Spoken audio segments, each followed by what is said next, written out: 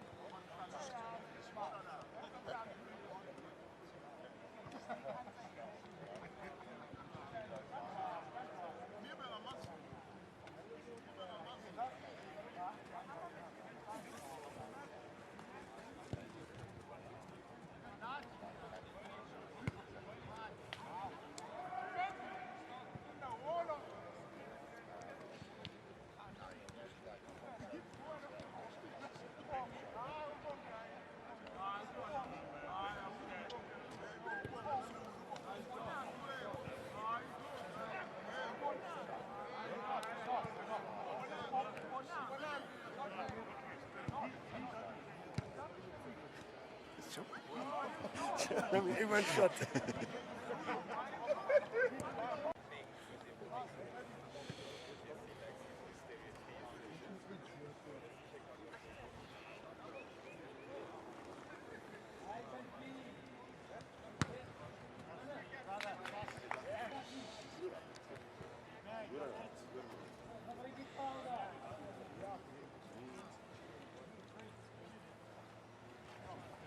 No.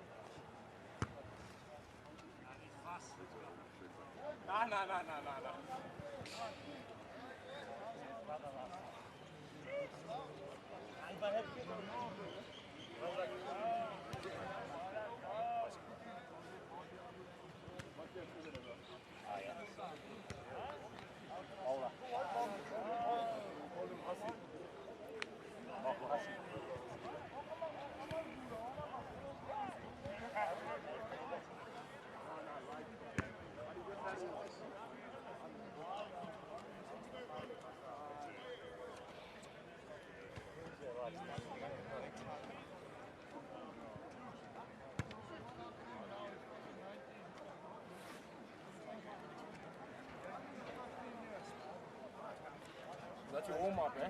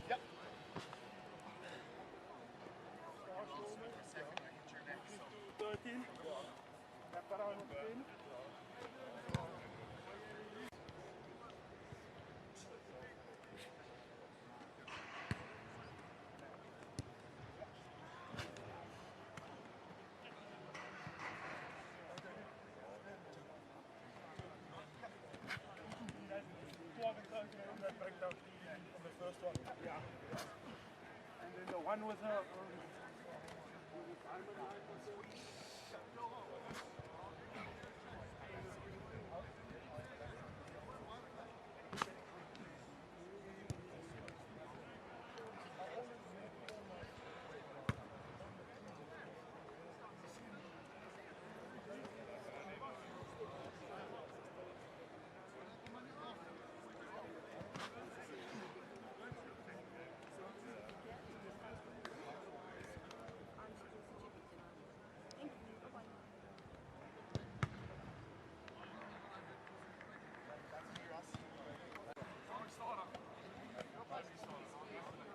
Can I grab my phone?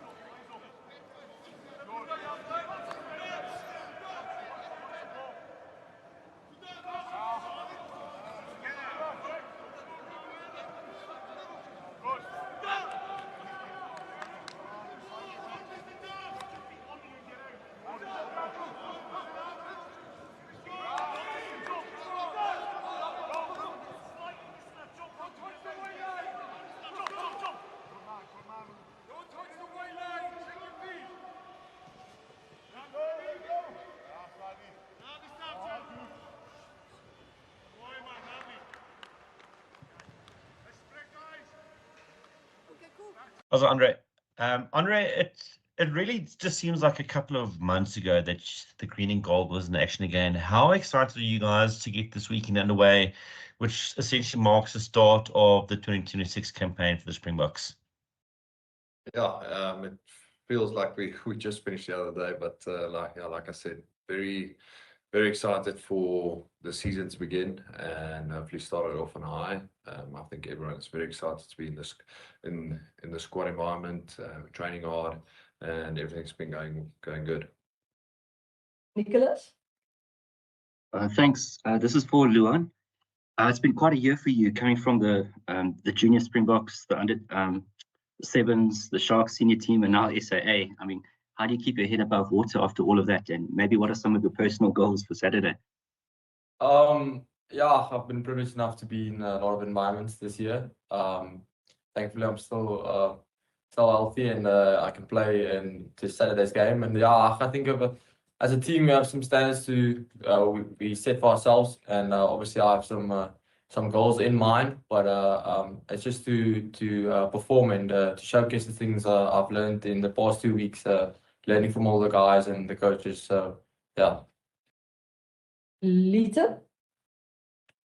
Dankie Z. Hi, Andre. Hi, Luan. Andre, for you, please, just some targets that the Springboks have set for themselves this weekend. Quite a gevestigde core of the side is playing. So what are those goals that you set and the targets? I think we just want to go out and play our game. I know it's a Barbarians game that everyone looks at and think it can be loose. And they might, or they want to try and make it loose, but we're just going to stick to our processes as we do in every other game. For us, it's a normal test, and that's how we're going to handle it and go into the game with that. And obviously, hope to be successful in that way. Okay. Peter, hi, Luan. Congratulations. Hi, Andre. Andre, just for you, looking at the bench, it looks like you and Jesse are set for 80 minutes each. Who's the centre cover? Is Vusi Moya? He's from the Sharks with you. Is he going to cover centre? Yeah, I think there's more than enough cover in the squad. We know a lot of players can play different positions. And everyone at the moment knows who's going where, and what if something happens, who's going to what position. So everything is sorted, and everyone knows exactly what to do. But yes, everything's covered on our side. Stephen? Thanks, C. Andre, if I don't know if I'm maybe remember correctly, but last year against the Barbarians, was that the beginning of your hybrid life? And then Kewan, this weekend, just what your thoughts are, or what your advice would be to him, and then just your thoughts on him, his potential as a 10.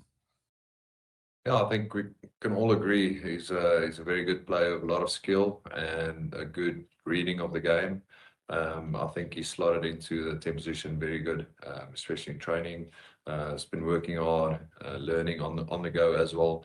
But yeah, I think with support inside and outside him, players who can help him and guide him, I think he will be very good in that position. And yeah, it's a great option to have as a utility back.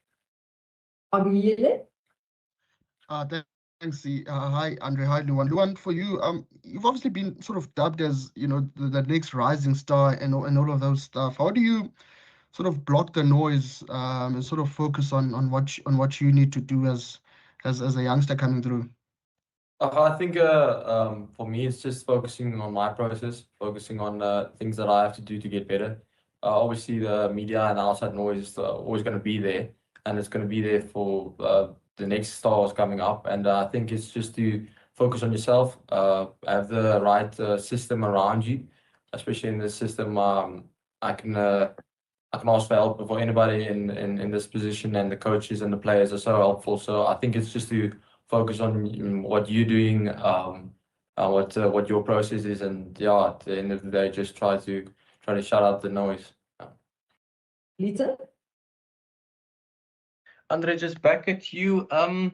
We know at the start of the year, Rassie and the other coaches like to put you through what has been described as very rigorous training in terms of fitness.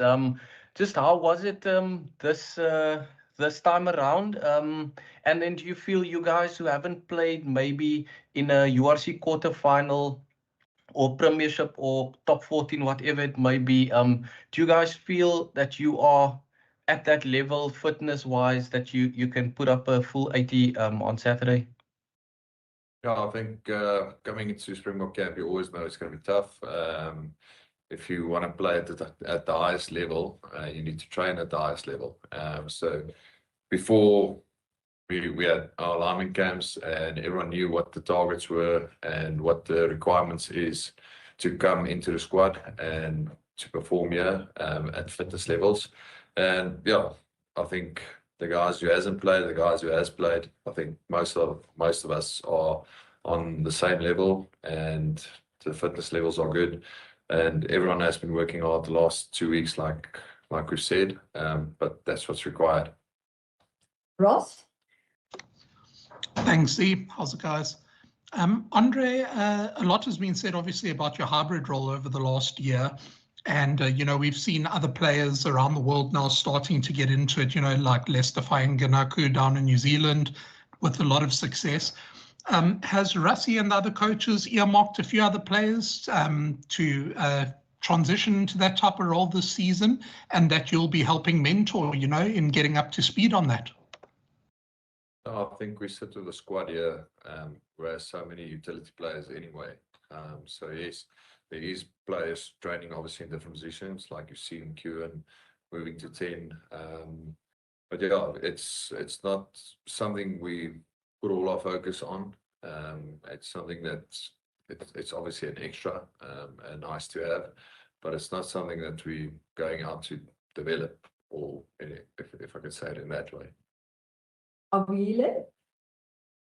Luan, you also quite a versatile player. I think JP once said you can also play 9 and 10.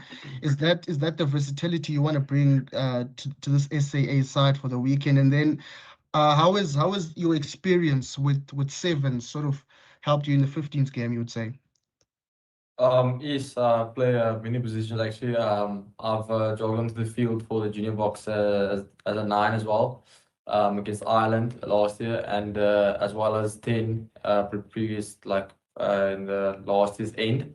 So yeah, I have some other positions I can cover, but I think I can bring that versatility in terms of when I'm on the bench or when I'm playing. But yeah, at the end of the day, I was focused on the role I've given, like this weekend on 15. So yeah, I can cover a few positions, but like just to focus on the position I'm given. And then on the sevens, I think it developed my game in many aspects, like maybe like more skillful, like defense, like tracking, things like that. And then it carries over so well to 15 man, and I got the opportunity to be able to express those skills that I've gotten at the sevens in 15 man, and yeah, it's helped me so much.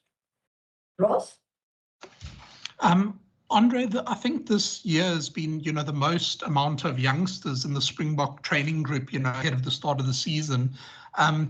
How was that experience for you? And are you really excited, for the future of SA Rugby, seeing these youngsters in action? And also, do you think it's a good thing to get them involved so early and get them mixing with some of the older and more experienced players, ahead of a big season? I think it's been really exciting to have all the youngsters in. I think they just bring a different kind of energy and a bit of edge. And it's obviously great for them to learn and come through.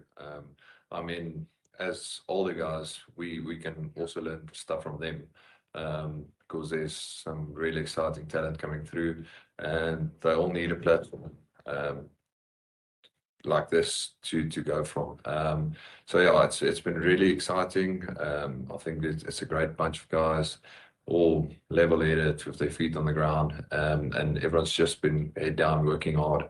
And like we said, there's not really seniors or juniors. It's when you come into the squad, it's one squad, and everyone's on the same level. Stephen? Thank you, Z. Luan, just what are your expectations from Zimbabwe? Has it been very much a general prep for you guys because you don't really know the opposition? But just from that perspective, what do you guys anticipate from Zimbabwe? We've said in the beginning of last week, we're taking them as a serious threat. Obviously, they have going to the World Cup, and their prep has been good, and they obviously strive to become a good rugby nation. And in saying that, we don't have a lot of footage, so we tend to focus on ourselves. We want to develop things we want to do on the field, and we have a plan, and we want to stick to that plan. So in a way, it was more focused on ourselves and what we want to accomplish. And yeah, it's basically the message for Saturday. Avile?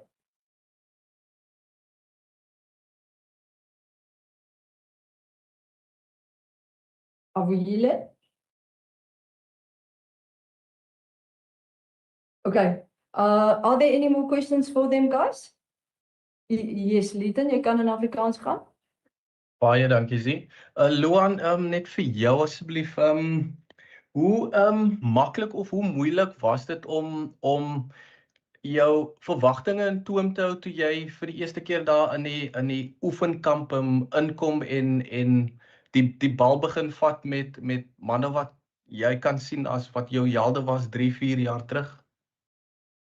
Ag ja, dit is 'n wonderlike ervaring. Ek dink die eerste keer toe jy die boodskap kry dat ek op gaan kom is dit eintlik maar so amper droom wat begin waar word, maar nee, ag vir my was dit soos hulle vir ons aan die begin van die kamp opgesê ons moet alles inneem soveel as wat ons kan. Ons moet spons wees en ek het probeer dit doen in die afgelope ek sê 'n week en 'n half en ja, dis ouens wat ek nou opgekyk het 'n paar jaar terug en nou moet jy maar net vra en flip en net vra hoe hulle ervaring was en hoe dit was en net advies vra. So nee, dat is eintlik maar crazy as jy aan dink dat die nou langs hulle staan en langs hulle speel. So nee, ek probeer net alles invat soveel as ek kan. En is daar familie wat gaan reis met jou? Ja, hulle behoort my te kom kyk, ja. Avuyile? Yeah, thanks. Sorry about that. Luan, you've played with some guys in that back line before. I think you played with Marcus in the SA school side as well. Does that familiarity sort of help you ahead of this game this weekend? Yeah, I think a lot about in the back line it helps you a lot is the connection and obviously when coming into the camp you don't always know the guy playing next to you, but in the last week and a half we've been really being acted on to build that connection and obviously the guys that I do know well, it helps to play with them and it just helps to build that connection even further and obviously guys you don't know well we've built that trust and that connection in the week and a half, so I believe it's going to be a thing that we find as a strength on Saturday. Ken? Thanks, Ina. Andre, just on the BaaBaas centre pairing, Alex Nankewell is obviously someone you know well from URC playing for Munster. I'm not sure how well you know Vakatawa though. What do you make of their midfield pairing? Yeah, I think it's obviously a power sense pairing. Nankewell is a very strong abrasive runner, good offload skills and good distribution. So it's going to be a good battle in the centres. And I mean, we've all seen Vakatawa play for France. He's a very experienced centre. He's been around, and also, like I said, strong ball carrier. So yeah, I'm excited for the challenge. It's going to be a good one, and yeah, can't wait for this weekend. Guys, let's take one last question for them because Carlo and Emmanuel are here. So, Ross? Luan, as Avuyile mentioned there, you know a lot of the guys in that back line that you're playing with, which is very exciting and helps with your synergy. And, you'll probably be lining up alongside most of them at the World Champs. But how exciting is it for sort of all of you to have, slap bang in the middle of your group there, that veteran in Lukhanyo and what have you guys sort of learned from him so far, and what are you hoping to learn from him in the match on Saturday? No, Lukhanyo is a legend of the game. There's always something to learn from him, and this week we've learned a lot about like pressure handling, things to do where, and yeah, I feel like he's going to be good on Saturday. It's always someone to turn to when you don't know something. So when the pressure is high, you just ask him, listen, what's your advice? Obviously, he's been there. He's operated on the flipping world's highest stage. And it's so nice to be able to turn to him and ask, listen, what do you do? What do you think we should do here? What do you think? And so, yeah, it's such a privilege to play alongside him and to ask questions when you worry. And that's just a rock to stand on when something goes wrong or when something goes right, you can celebrate with them.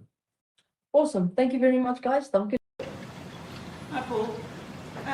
Norman, like I said, you're a student of the game. You like studying and doing your homework, watching videos, not just of your own game, but also opposition. But how has your time with the Springboks been? How have you grown as a player since joining them and training with them and just getting that kind of... Yeah, hello Anami. Yeah, it's only been a week. but an awesome week where I've learned a lot.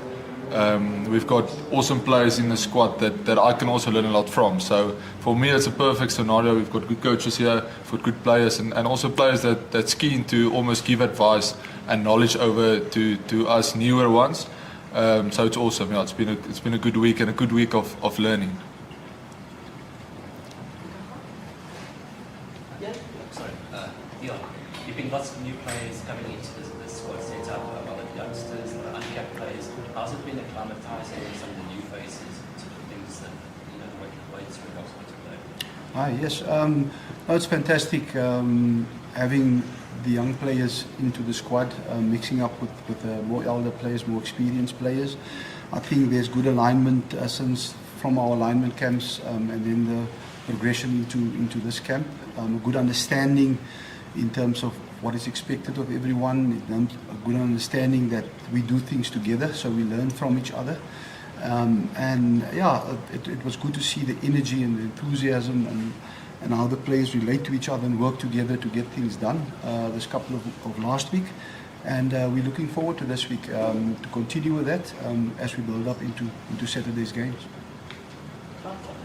Coach Dion, just on the decision to keep preparing here and not moving to PE, and then just the logistics behind being coach of two teams in the same week. Yeah, I think we actually have settled in our camp this week here in Johannesburg. We're quite comfortable with the surroundings in terms of where we train, and we found it fit to finish all our training here up until Wednesday and then to leave for Port Elizabeth, where we just then obviously go into our captain's run and then into our game. So I think from that perspective, with the numbers also that we have two teams, it is the best thing to finish our preparation here. And then obviously in terms of doubling up between two teams, obviously we try to keep things aligned in terms of our plans and the way we want to execute things, and that has been our approach in terms of whatever we've done in the different departments, and especially also from a line-out perspective also, so that we can apply those things that we want this year in terms of setting our standards and in terms of the plans that we are working on. The players obviously, with the good students that they are and the way they learn from each other, and the way we've simulated certain stuff to get to what we want, I think it worked well, and I think we're on the right track. Good morning, the Bokke players this year, especially the forwards, have seemingly been through a casualty list in terms of injuries, one recovers, one gets injured. Just walk us through how have you guys managed that in particular this year? Yeah, obviously it's not the perfect scenario, especially when you, in my department, when you lose so much locks and players that gets injured. But in this environment, it's very important to adapt. We've learned over the years that we've got so many quality players in the country. Yes, it's sad when a good quality player gets injured and he's not ready to compete. But we saw also in the SA under-21s with the talent. On the 20s, the talent that are available in the country, and it's a good time for these players also to get exposure and an opportunity to compete at this level. So if the news broke that a player is injured, you think about who's possible the next one, and I can clearly say that the way the guys have slotted in filling that positions, how. As I said previously, how the senior players assisted the guys coming in, I think we've adapted well, and we're looking forward to see how these young players can sort of make the step up and impose themselves on this position at this level. Dion, just on the under 20 players that have joined the Springbok camp over the last week or so, just talk to us about the level that they are at. How far is their level to the seasoned campaigners in the Springbok squad? How far are they from getting that opportunity and fitting into the Springbok setup? And just for Paul as well, how different has the level been in this week of training from what you probably used to at the Storms? I think the SA under-20s, the coaches at the SA under-20s and the whole system that they drive there is very good. I think the players step in my opinion, yes, obviously there will be one or two things that we can improve on, but I think they arrived here in good shape with a good willingness to be coached and to learn from each other. I think their fundamentals is in place. Obviously, we do things here and there a bit differently, but they've adapted quite quickly. And I think this week is another opportunity for them to improve on last week, and I think they will be in a good position to do their job on Saturday. Sorry, can I answer the question? No, for me, the question was the difference between Stormers and here. I think training standards is a massive thing, and you compete against the guys that's also Springboks and guys want to be here. So I think that just lifts the intensity of a normal training session to another level. And you would suppose that it is a senior environment, it is a national team, so the training standards and what they expect of us is probably a bit higher. But like I said earlier to your question as well, we're learning a lot, and I think we're sitting here and the coaches selected this squad because of what we did for our franchises and for our clubs back home. They would just expect us to do the same and even work harder. Awesome. So we had an opportunity to hear from Dr. Rassie Erasmus recently, and he spoke of potentially players being rested. I did hear a name such as Damian Dielender being mentioned. So my question is, with regards to the Japan sort of league, we always, as an outside fan, you always understood that the first game is obviously the Japan-based players, guys who haven't played in a while. When you hear, has there been sort of a change in the intensity, or is it maybe players that have played deep into playoffs in Japan that maybe have had more of a workload than they usually would have in a normal regular season? I think Coach Rush was very clear in terms of the players that's going to be rested or players that are not available and the reasons for that. Obviously, the coaches or the medical staff and conditioning staff have assessed the players' workload over in their season in terms of their clubs and where they are, and also take into consideration the season that lies ahead. And I think with that in mind, obviously decisions were made in terms of what's going to be the best for the players, because player well-being is very important for us. What's going to be the best interest for the players at this stage as we head into the season. And I think you've explained it well, and nothing has changed from that since his last interview. Coach Dion, you've been with this team for almost, I think, 10 years now. If you could just have a mention on working with, and how excited you are with working with the next generation of players that are coming through now. You've got to work with an SA8 team. Some of them will probably be playing for the Springboks against the Barbarians. Just your thoughts on that. And then Paul, just on Gqeberha is currently injured.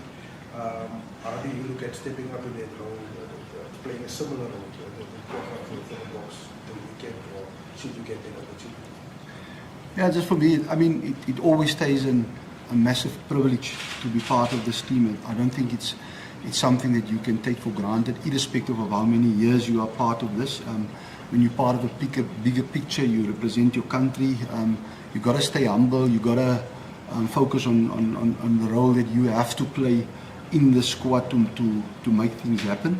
And with that in mind, it just stays a privilege to have the opportunity to work with world-class players or a lot of talent coming in from different franchises, different backgrounds, the diverse group that we are, to coach them. So it's a privilege to coach them, but it's also a privilege to learn so much about different individuals and about the country, and also to learn from them in terms of, listen, what with the new generation coming in, how do they differ from the more experienced guys, and how can we ensure over the next couple of years, if given the opportunity, to ensure that we keep the consistency and that we keep getting better.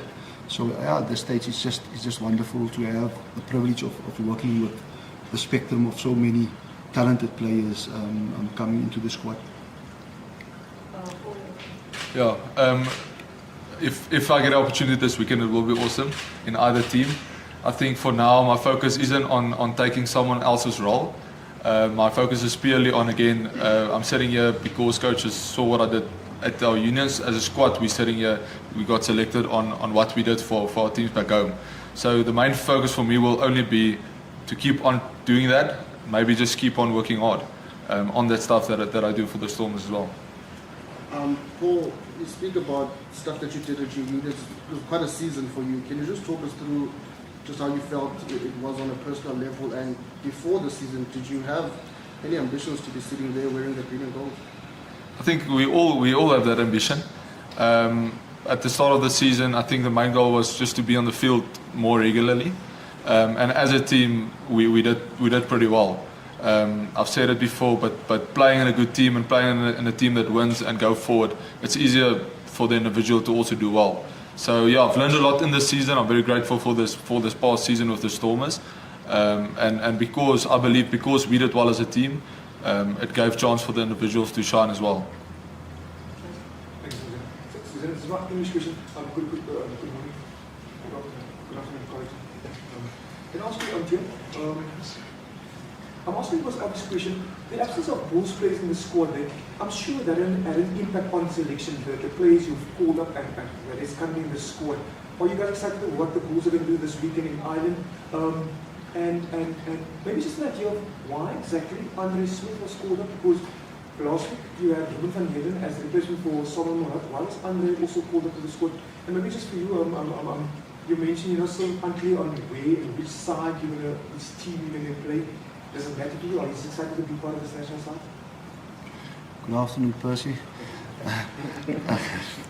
Yes, just to come to your I've missed the first section of your question. And are you guys excited to see what the Bulls and the absence of Bulls players can have an impact on selection? No, definitely. I mean, we're very excited that the Bulls have gone through to the final. Obviously, we would have wanted two South African teams in that final. Obviously, that was some things that scenarios that we've looked at before it could happen, preparing for a team with both teams in the final, or the Stormers in, or either the Bulls in, and making our plans in terms of players available and the selections that we need to do. So obviously that played a role. The reason for Adri's coming into the squad, I also want to say before I go there, just we wish the Bulls all the best, and I mean the whole team, irrespective of are behind him, and I think the whole South Africa is behind him, and we know they will make us proud going into that. The reason for Adri coming into the team is that if we look at the lock depth within the team, we know that Ruben is a player that has the ability to make good calls within the team. So with the absence of guys like Luit and all of those guys that are injured, he fulfilled a good role there. He showed that he can do it at the Stormers. Obviously, Adri is more of a four-lock that brings that grunt to the team in terms of his physicality and what he showed when he played for the Stormers, and also having him with Ruben, and then also a guy like Vincent Zatuka that have played there before available. They can make up, ensure that if we do get injuries or whatever happened in the game, we've got enough backing in that position to fulfill either the 4 or the 5 role within the team. And obviously we've done the same with the other locks, looking at lock combinations when you think about the guys that are available. Yeah, Percy, super excited, whether it's playing against Barbarians or playing against Zimbabwe, just super excited to get on the field and hopefully do well in system and contribute. They motivate us to do our best. They create the platform for us to really express ourselves and play towards our talents. So yeah, hopefully just be on the field and give my best in system and contribute where I can. Guys, Ross? Thanks, Z. How's it, Manu? It's been quite a long journey, for yourself and Vincent over the years, with your struggles in getting your residency, your SA passports and everything. And now, Vincent made his debut last year. You guys are both in the mix again this year. How excited are you to be in the Boks system now and, playing alongside your brother on Saturday in the A game? Yeah, it's a massive honor and privilege for myself and my brother. I think, like you mentioned before, I think 18 months ago, yeah, we didn't even expect, or we didn't even think it's possible to be in this environment. So yeah, we're just super grateful, super excited to be in this environment and to rub shoulders with one of the best players in the world, or some of the best players in the world. And yeah, it's been, I think, like our families, our wives, and everyone that's around us, our friends, is really excited and happy for us, and even more so us. Be really so honored and privileged to be in this environment. Atenkosi? Thanks, Zina. How's it, Manu? Manu, how was the birthday in camp there? Sharing the birthday with to see your part. Also, just how is his influence? You play with him at the Sharks, but then also seeing him at the Springbok setup. How is that?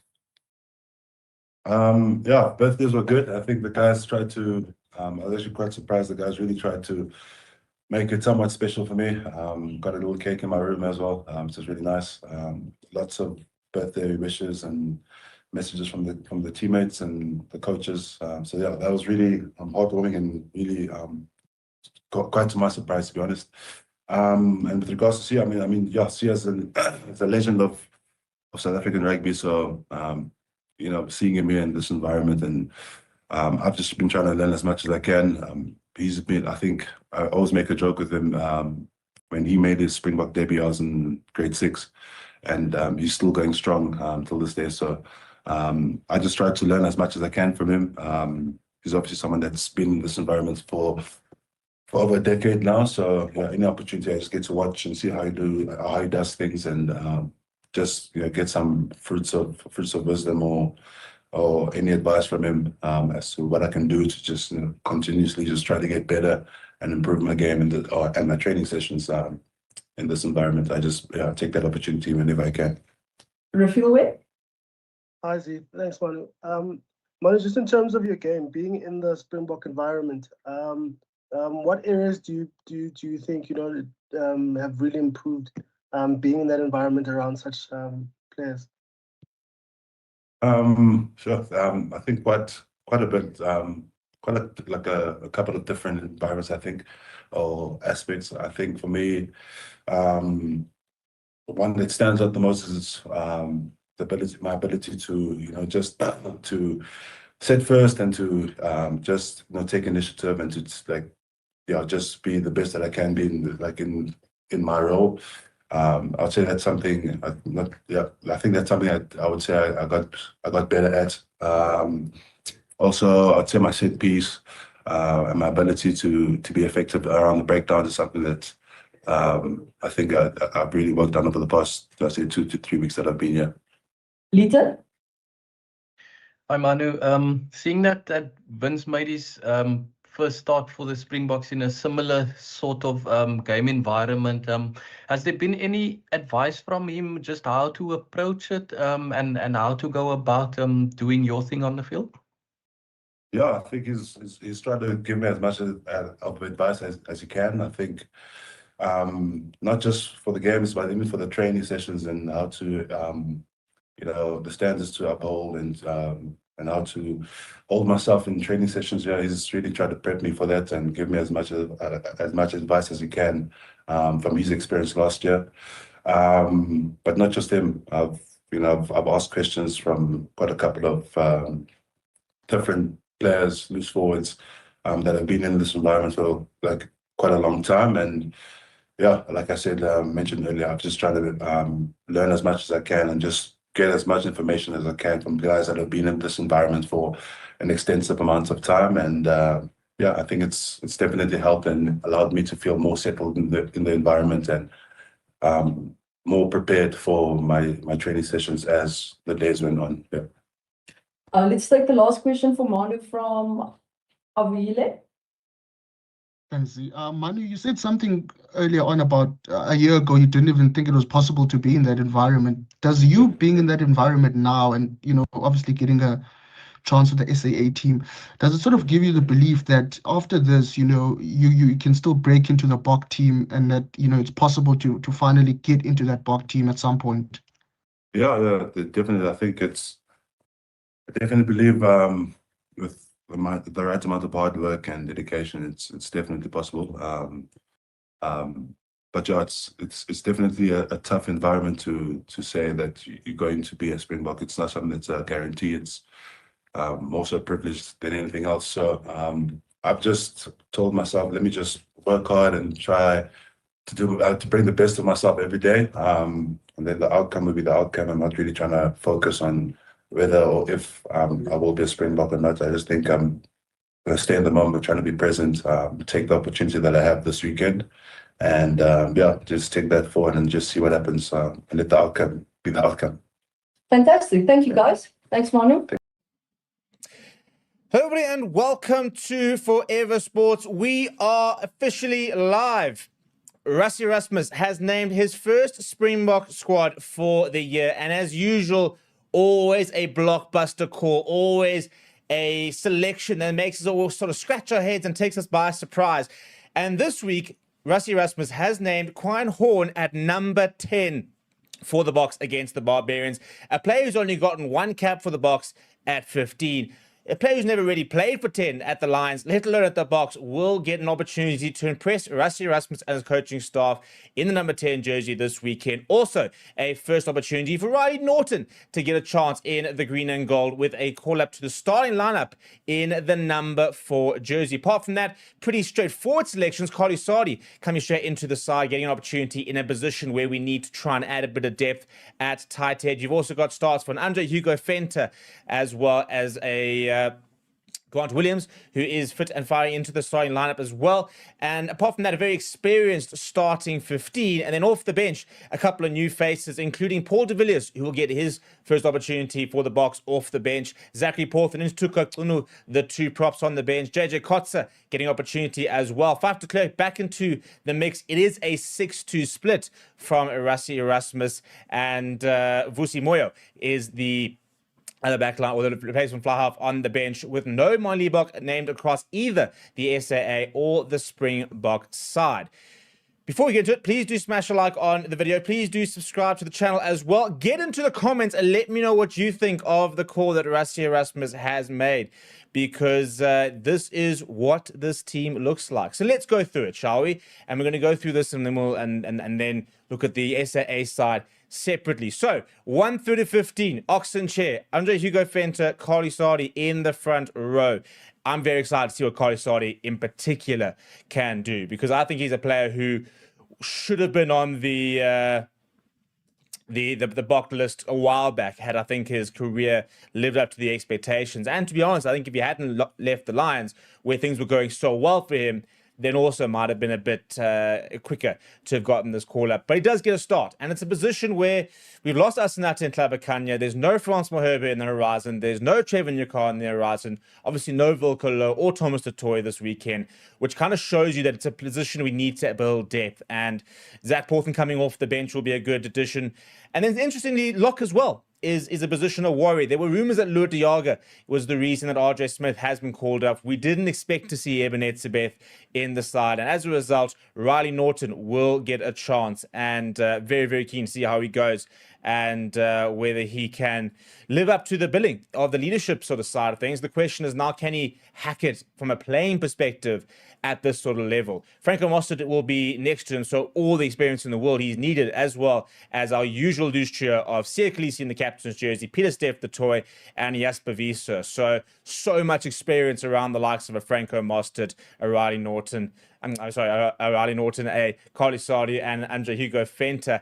Then in the back line, I mean, how's this for a selection? Grant Williams next to Quine Horn, who I'm busy trying to find out. I can't find a game where he started at 10 for professional rugby. I'm looking at all the different stats. I can't remember a time when he started at 10 for the Lions, which I watch a lot of.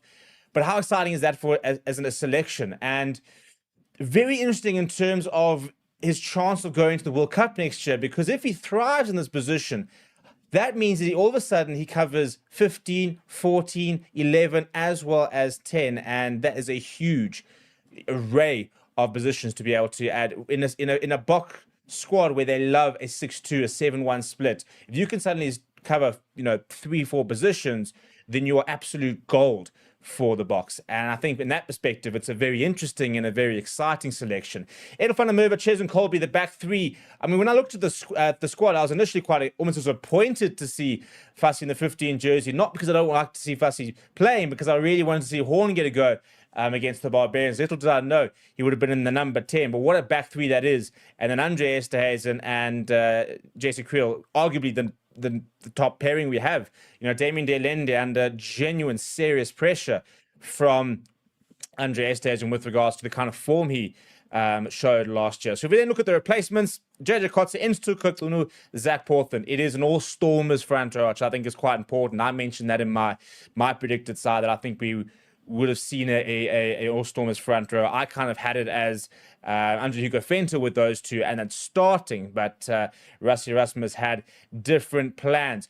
We then got Ben Jason Dixon, Paul de Vries, Evan Roos, Faf de Klerk and Vusi Moyo. So plenty of Stormers players on that bench. Good to see Faf de Klerk back in the mix. And I think Vusi Moyo, I'm excited to see what he can do. You know, not necessarily your Moy Liebach type flower, but very solid player, good defensively. Tactically kicking very good goal kicker as well, very accomplished from that perspective. And I think big opportunities here for particularly a Ben Jason Dixon and Evan Roos, two players who have had opportunities in the Bokke jersey, but I don't think's really impressed. And I think that this is an opportunity for them to do exactly that, is to go out and impress the Bokke coaching staff. Something like a Paul de Villiers, you know, he's obviously also wants to impress, but he's kind of new to the environment. So there won't be as much pressure for him to deliver right off the bat. And speaking about the selections, Rassie Erasmus has said the following. He says, we said from the outset that we wanted to give a few players returning from injury and others who have been playing overseas game time in this match, while at the same time exposing some of the younger players on our radar to top-class international rugby, and we believe this squad reflects these objectives. We have been very impressed with the way the new players have jumped straight into action and grasped our systems and structures, and we are excited to see what they can do alongside some of our regular Springbok players as we build for what will be a challenging season with the Nations Championship and rugby's greatest rivalry series approaching. Then spoke a little bit about the Barbarians, but I mean, my initial thoughts are not too many surprises to a certain degree, but I think as per usual, we're getting a good balance between young players, new players, and also getting the other players a hit out. You know, I'm really excited to see what Franco Mostert brings on Saturday. I'm really excited to see what Andre Esterhuizen, really sort of ramps up. I'm excited to see what Apelele Fassi does, given the fact that now he'll know he's got pressure, not only obviously from Damien Willems, who's the incumbent, but now you've got Quine Horn, who's there's an experiment going, which obviously means he's in the plans. And Apelele Fassi might be a little bit nervous about the fact that maybe this suddenly could put a Quine Horn ahead of him. So these are players fighting for a World Cup spot.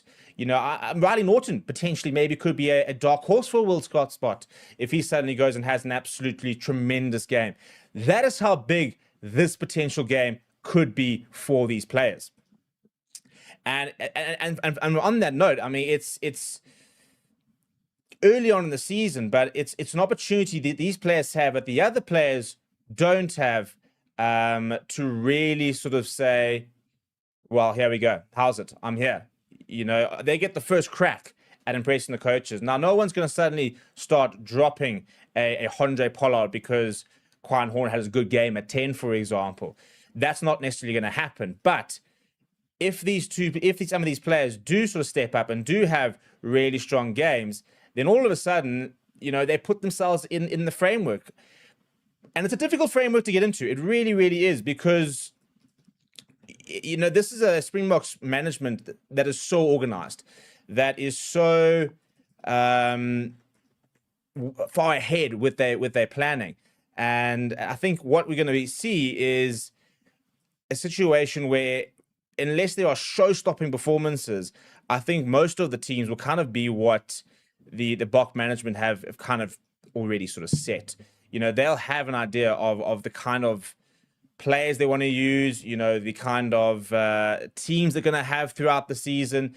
It's not really a situation where they are waiting to sort of see what happens on Saturday to name the rest of their side. But injuries play a role, you know, and at the moment you've got a Sash Famagomzulu, for example, currently injured. You've got a Andre Pollard who didn't have, let's call it a spade, didn't have a very good game against Glasgow in that semi-final. So I don't think that Quine Horn could play himself into a World Cup fly half berth. But if Sasha doesn't really come back from injury strongly, if Andre Pollard isn't in particularly good form, and we're going with the Mali Bokke to the World Cup, and obviously you'll probably take one of the or two of them, but you've got a Kwaan Horn who can really potentially fulfill that role, then there is a possibility of him maybe forcing him into the equation. You know, Riley Norton's a player as well. You know, it's a position at lock where we're worried about some of the age profiles. We're a little bit worried about whether some of these players are going to make it to the World Cup. And he's got an opportunity to say that maybe he's ready. You know, Zach Porthen was drafted in. You know, he basically, I think, got his first professional start for the Boks.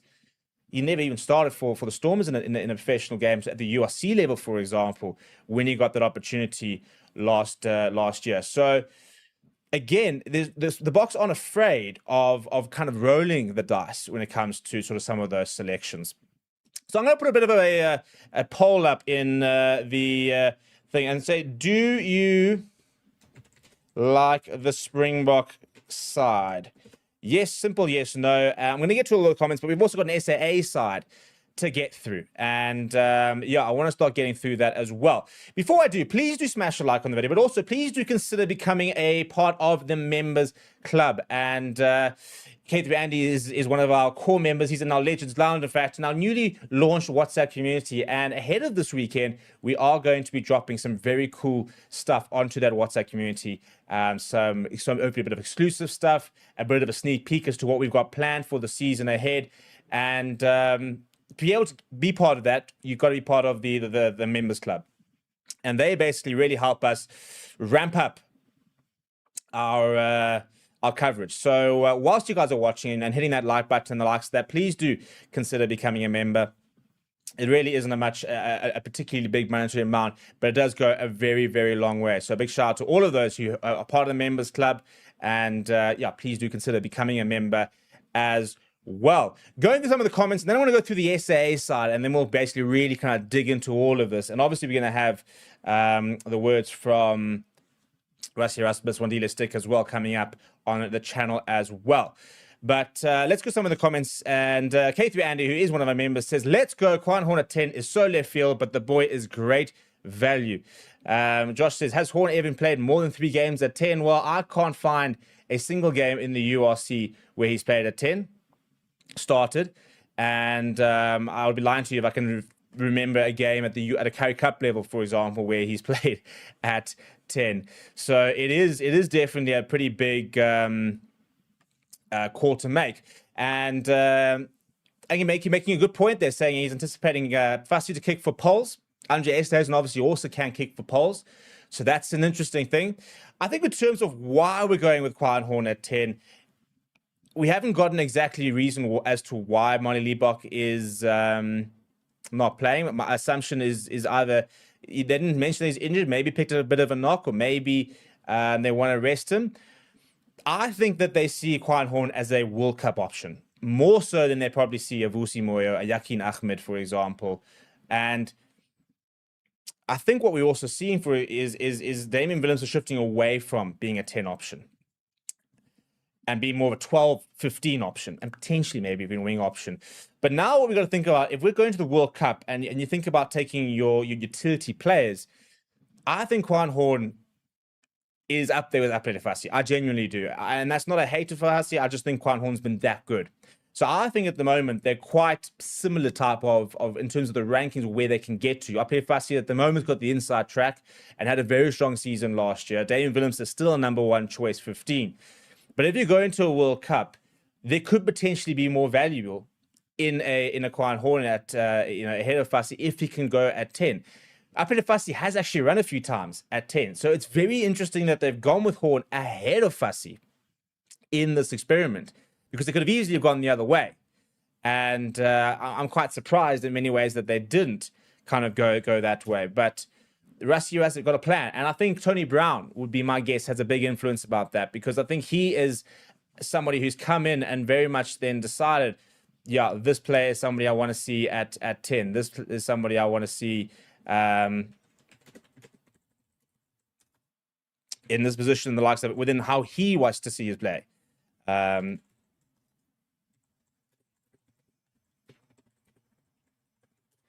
So I don't know. I mean, at the moment, obviously, we're just speculating. We're going to hear a bit from Rassie Erasmus exactly why he's gone with those sort of decisions in a bit. And the press conference is happening as we speak, and we'll have it up on the channel. It's always up first. We know if you want to make sure you get the first person to hear what Rassie Erasmus is cooking, then make sure you check out the channel, because we do always have our stuff up very, very quickly to make sure you guys are always as informed as possible. So when you guys are in your WhatsApp groups and you guys are having your conversations and debates and the likes of that, we like to make sure that you guys can have a bit of an edge on that. And moving forward, as I said, the WhatsApp community is exactly where you want to be if you want to get that kind of inside knowledge and in early drops and the likes of that as well.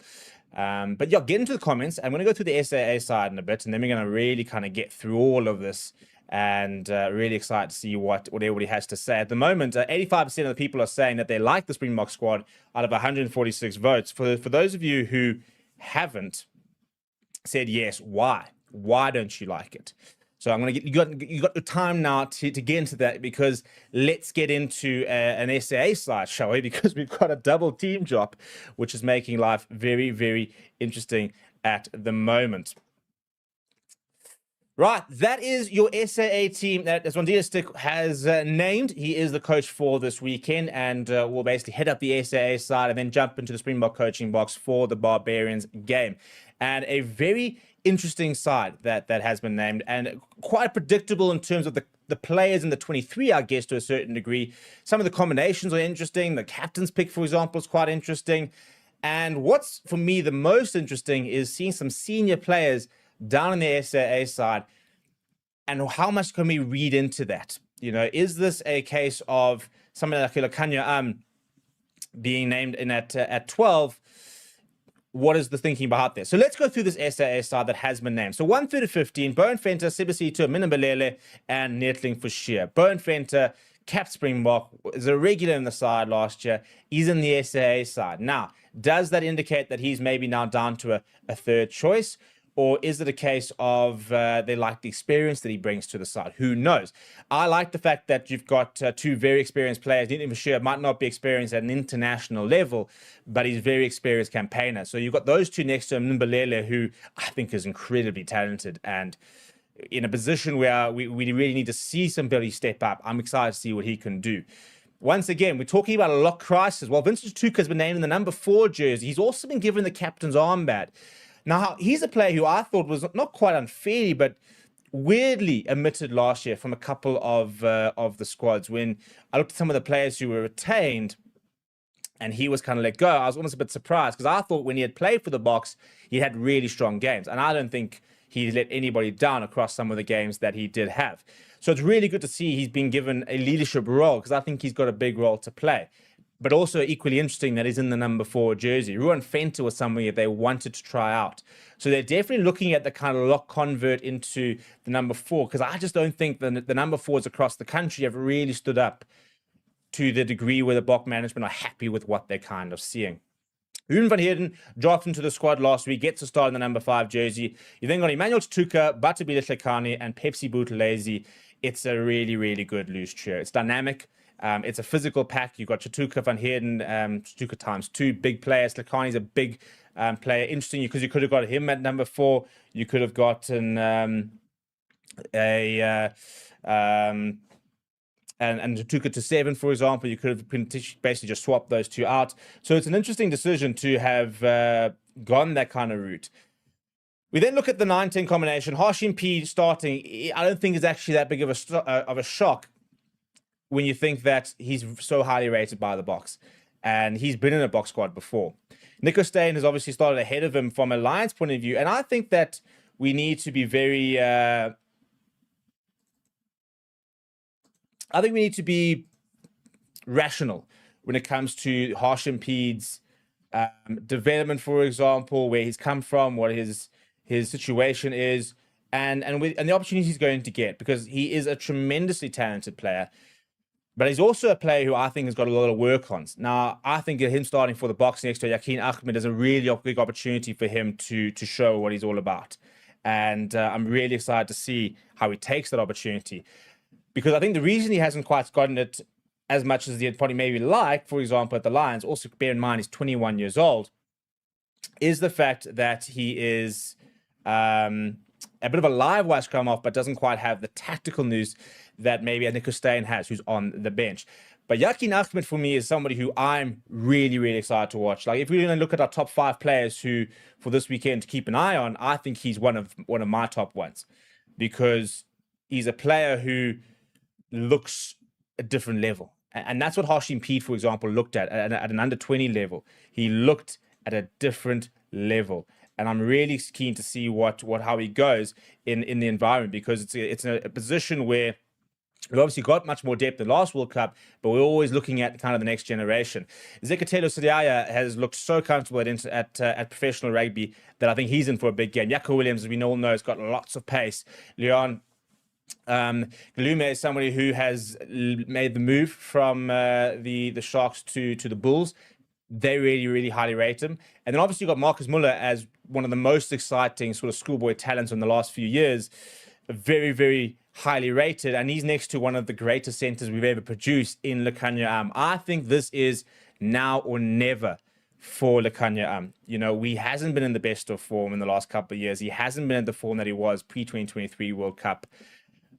But we know there's a player in there. So I think this is one of his last opportunities to really show what he's all about. If we look at the replacements, Liam van Wyk, Oliver Reed, Henry Jacobs, it's a very young front row. Henry Jacobs, the more experienced one over there. You think of Andre Smith, the very exciting Siba Mahashe, Nico Steyn, Imad Khan, and Lorenzo Julius. So we've got 2 scrum halves on the bench there. That's an immediate thing that you'll kind of notice with Nico Steyn and Imad Khan.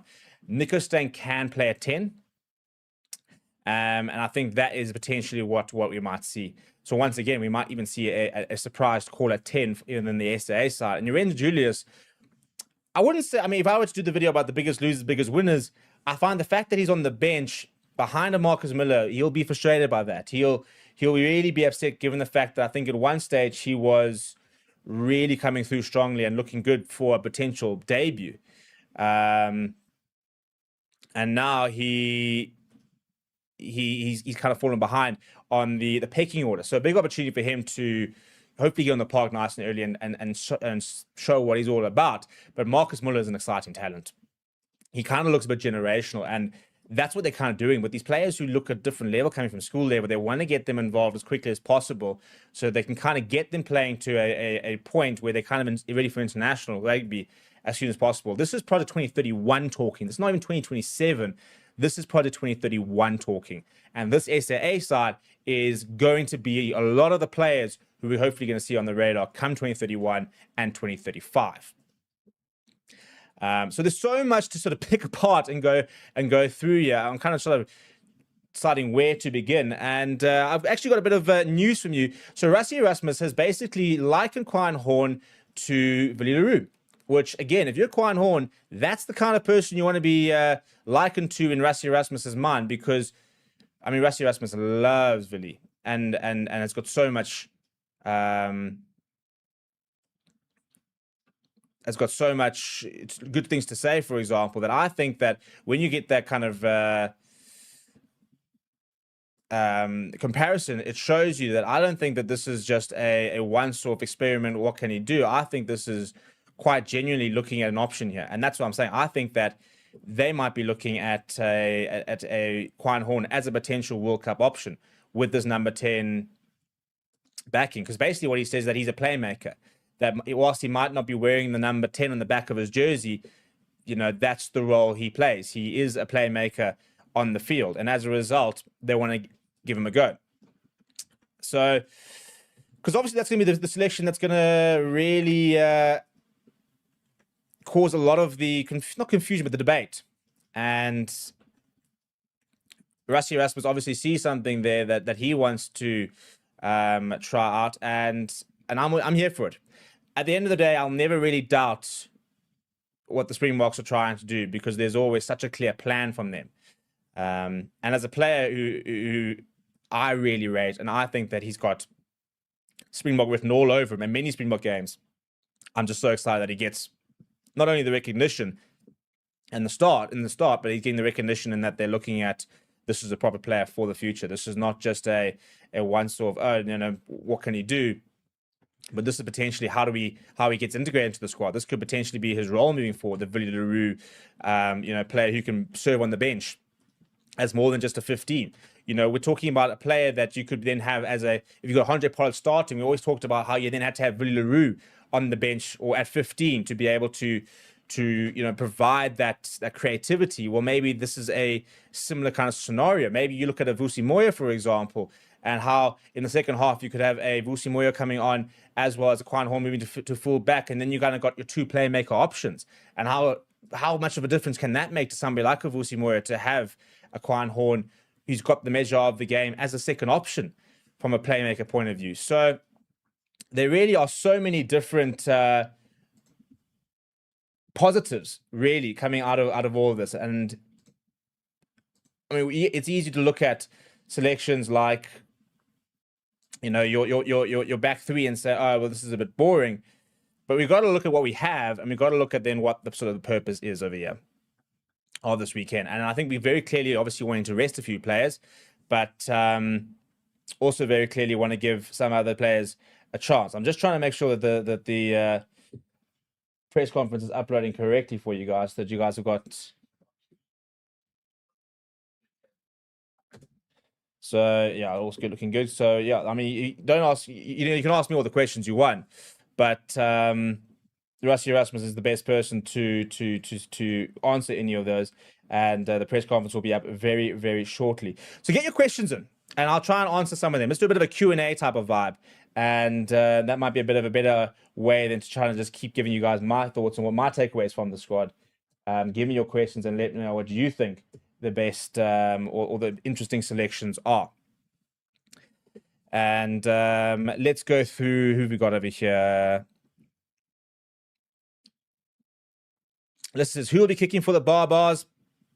You're talking about for the Barbarians itself or for the Boks? Yeah, probably. I mean, let's go back to our Springbok side. I think Apele Fassi is an option. Kwaan Horn, I think, can kick for goals.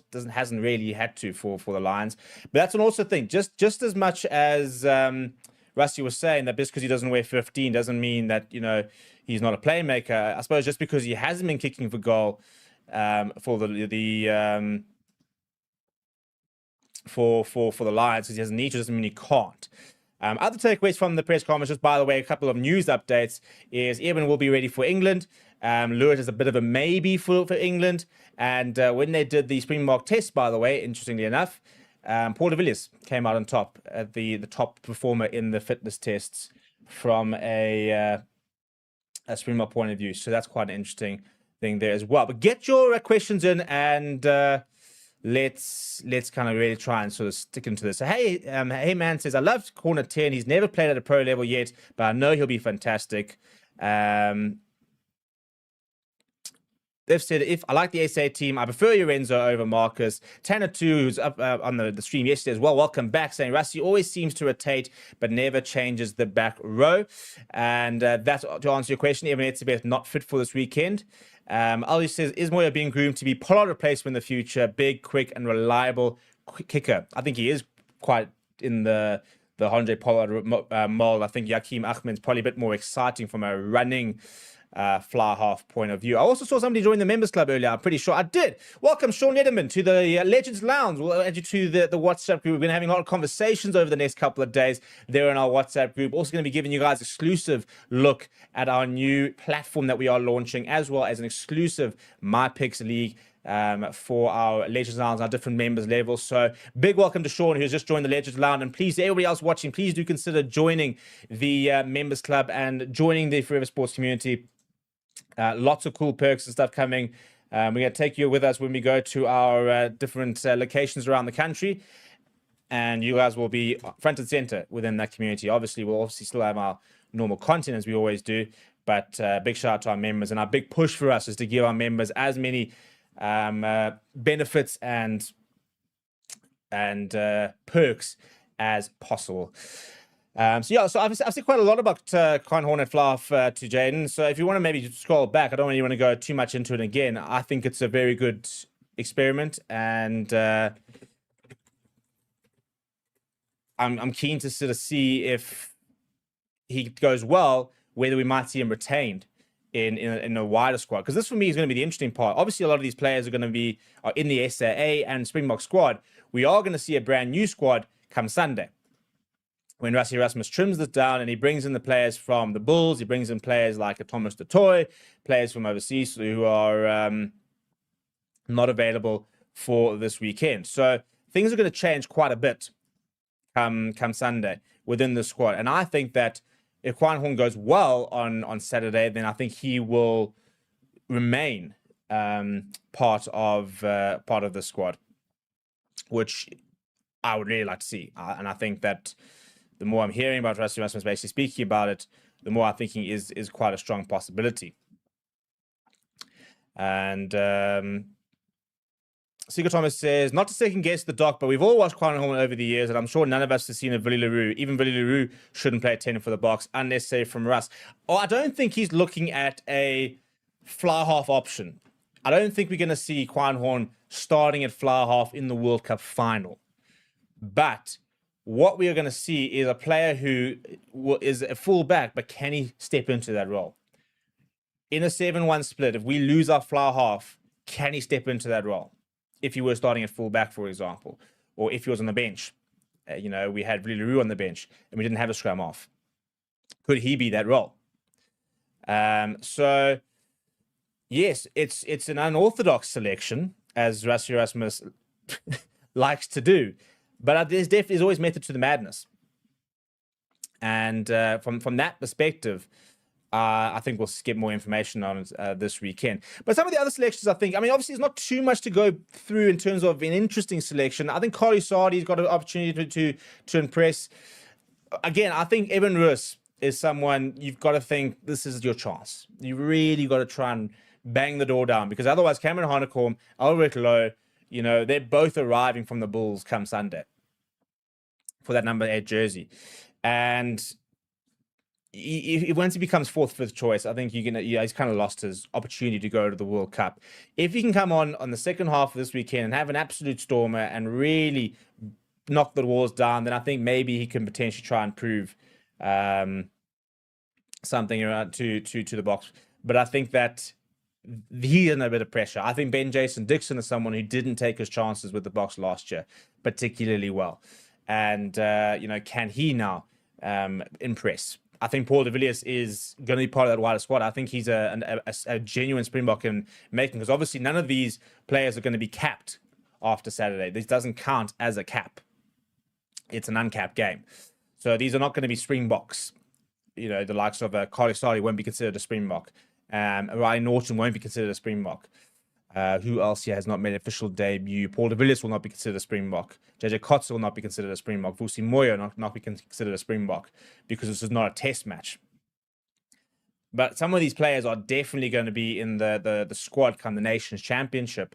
And, you might not see necessarily them at against an England, but I think you're going to see some of these players against a Wales and a Scotland. Come the All Blacks, then we're going to see our proper whittled down squad for those sort of 4 tests. Although, again, the 4 tests, so we might see a bit of a wider squad as well. But I don't think you're going to see a JJ Kotze at this stage in the All Black squad, for example. I don't think that Evan Roos is really there. If there's no injuries, I don't think Faf de Klerk's really there. Vusi Moyo probably not there. Touch and go whether Quan Horn is there. Ryan Norton won't be there, I don't think. I don't think Carly Sardi is going to be there. So those are the players who are probably under the most inverted commas pressure this weekend, because I don't think that they're necessarily going to be part of the long-term plans, or even the short-term plans. And long-term being the World Cup, not longer-term being after that. So I think that this weekend, what my big hope for this weekend, and this is the big thing, is that the Barbarians give us a game. I really want to see them pitch up and give us a test. Because I think last year we didn't get that at the end of the day. They didn't really push the Boks. They didn't really put out much of a fight. And we didn't, and as a result, we didn't really get much information. We saw a couple of players who stepped up, but I don't think we got the kind of information that we wanted to get. I don't think there's situation where the players who played well last year in the Barbarians have kind of boosted their profile because the Barbarians are so poor. So my real big wish for this weekend is that we get a test, that the Barbarians pitch up and push us. And it's funny because if that happens and we maybe don't win by a lot of us might just say immediately, oh, we didn't play well.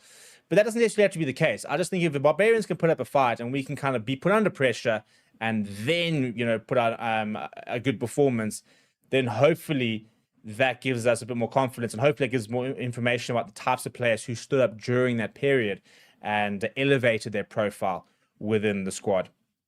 Because we don't have a lot of chances to rotate this year. We've got lots of games, but they're blockbuster. They really are blockbuster. We've got England, Scotland, Wales now coming up. You don't want to underestimate and lose to Scotland. England is a team we'll go full strength against. So Wales is your only initial team right now from a test match point of view where we can rotate. Then we go four tests against the All Blacks. You're not going to rotate really against them. Yes, you might rotate within the Boks squad, but we're not going to go and give out random debuts to players who are kind of on the fringes to see what they can do. I don't think. Maybe if we go 3-0 up, maybe we might rotate for Baltimore. Who knows?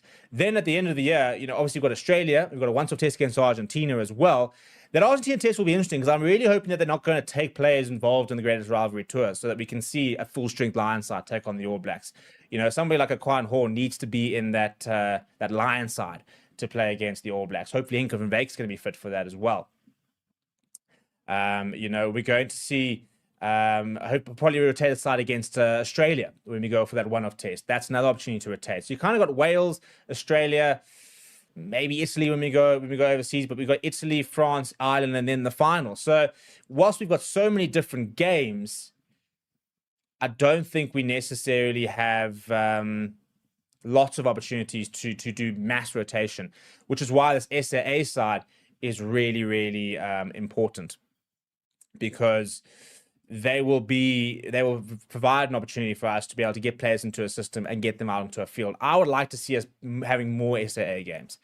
I'd really like to see a two match series against the French Barbarians, for example, or play against a Chile or a Portugal or your sort of tier 2 nations a bit more often, because I think the SAA side is a team we haven't utilized as much as we could have. I mean, that's where Sasha started.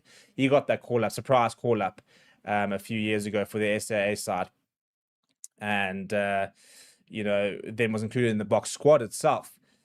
So it's a really valuable team, but we don't get enough games out of it. And I think that it's going to be interesting to sort of see what the squad looks like on Sunday after we've got Bulls final on Friday, 2 games on Saturday, players coming in. And what I'm very interested to see is how we are going to see how big of a squad we're going to see come Sunday going into the Nations Championship. How many of them they are going to drop out? How many of them might continue within the side as well? So going to some of the comments over here. ELT says, surprised Bokke isn't in the team because I would assume him and Pollard are playing against England. Meaning he's coming into that game cold. And Neil making a good point, saying Colby will kick for Poles. Definitely an option. Gqeberha says, Rassie wants a playmaking 10 to unlock our deadly backline. We already know about Mani. Mani will start against England. I think he will. But with Sasha out, we need depth at 10, especially in the playmaking area. Aldi Tio saying, Siaya never played at 10 in his life either, but was selected at 10 for the Sharks in the second pro match. Some players transition between different roles. Well, it was the Boks who put Peter Steph the toy at 7. And that worked out pretty well. And the Boks will also apparently ask the Lions to run Fenter in the number 4 jersey. So they've definitely had a bit of influence over the years about where certain players and the likes of that are going to be involved. Very keen to sort of see what some of the other potential positional shifts might be. And obviously we're going to have the next couple of days to really sort of get into these teams and break them down and kind of go into the nitty-gritty of what the surprises are, what the surprises aren't. Because in many ways, that's also a big thing. I mean, we've not really spoken about too many other players, but I think somebody like a Franco Mostert is going to be under the microscope a bit this weekend with regards to, is he still playing at the level that we'd like him at? You know, I think he is, personally. Lots of people said last year he's too old. I don't think I've seen him slowing down. You know, I don't think we've seen him lose a yard of pace or, you know, not hitting as many rucks as he usually does. But he is on the older profile sort of side. And as a result, down the line, come World Cup, I think he's still an option, but he needs to show that he is still an option.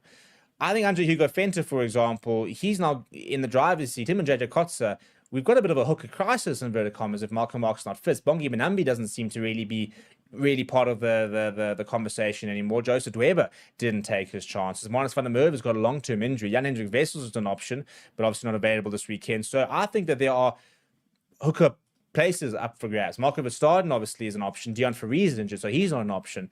So there is where I think that players need to try and put their hands up at hooker. I think JJ Kotze is criminally underrated.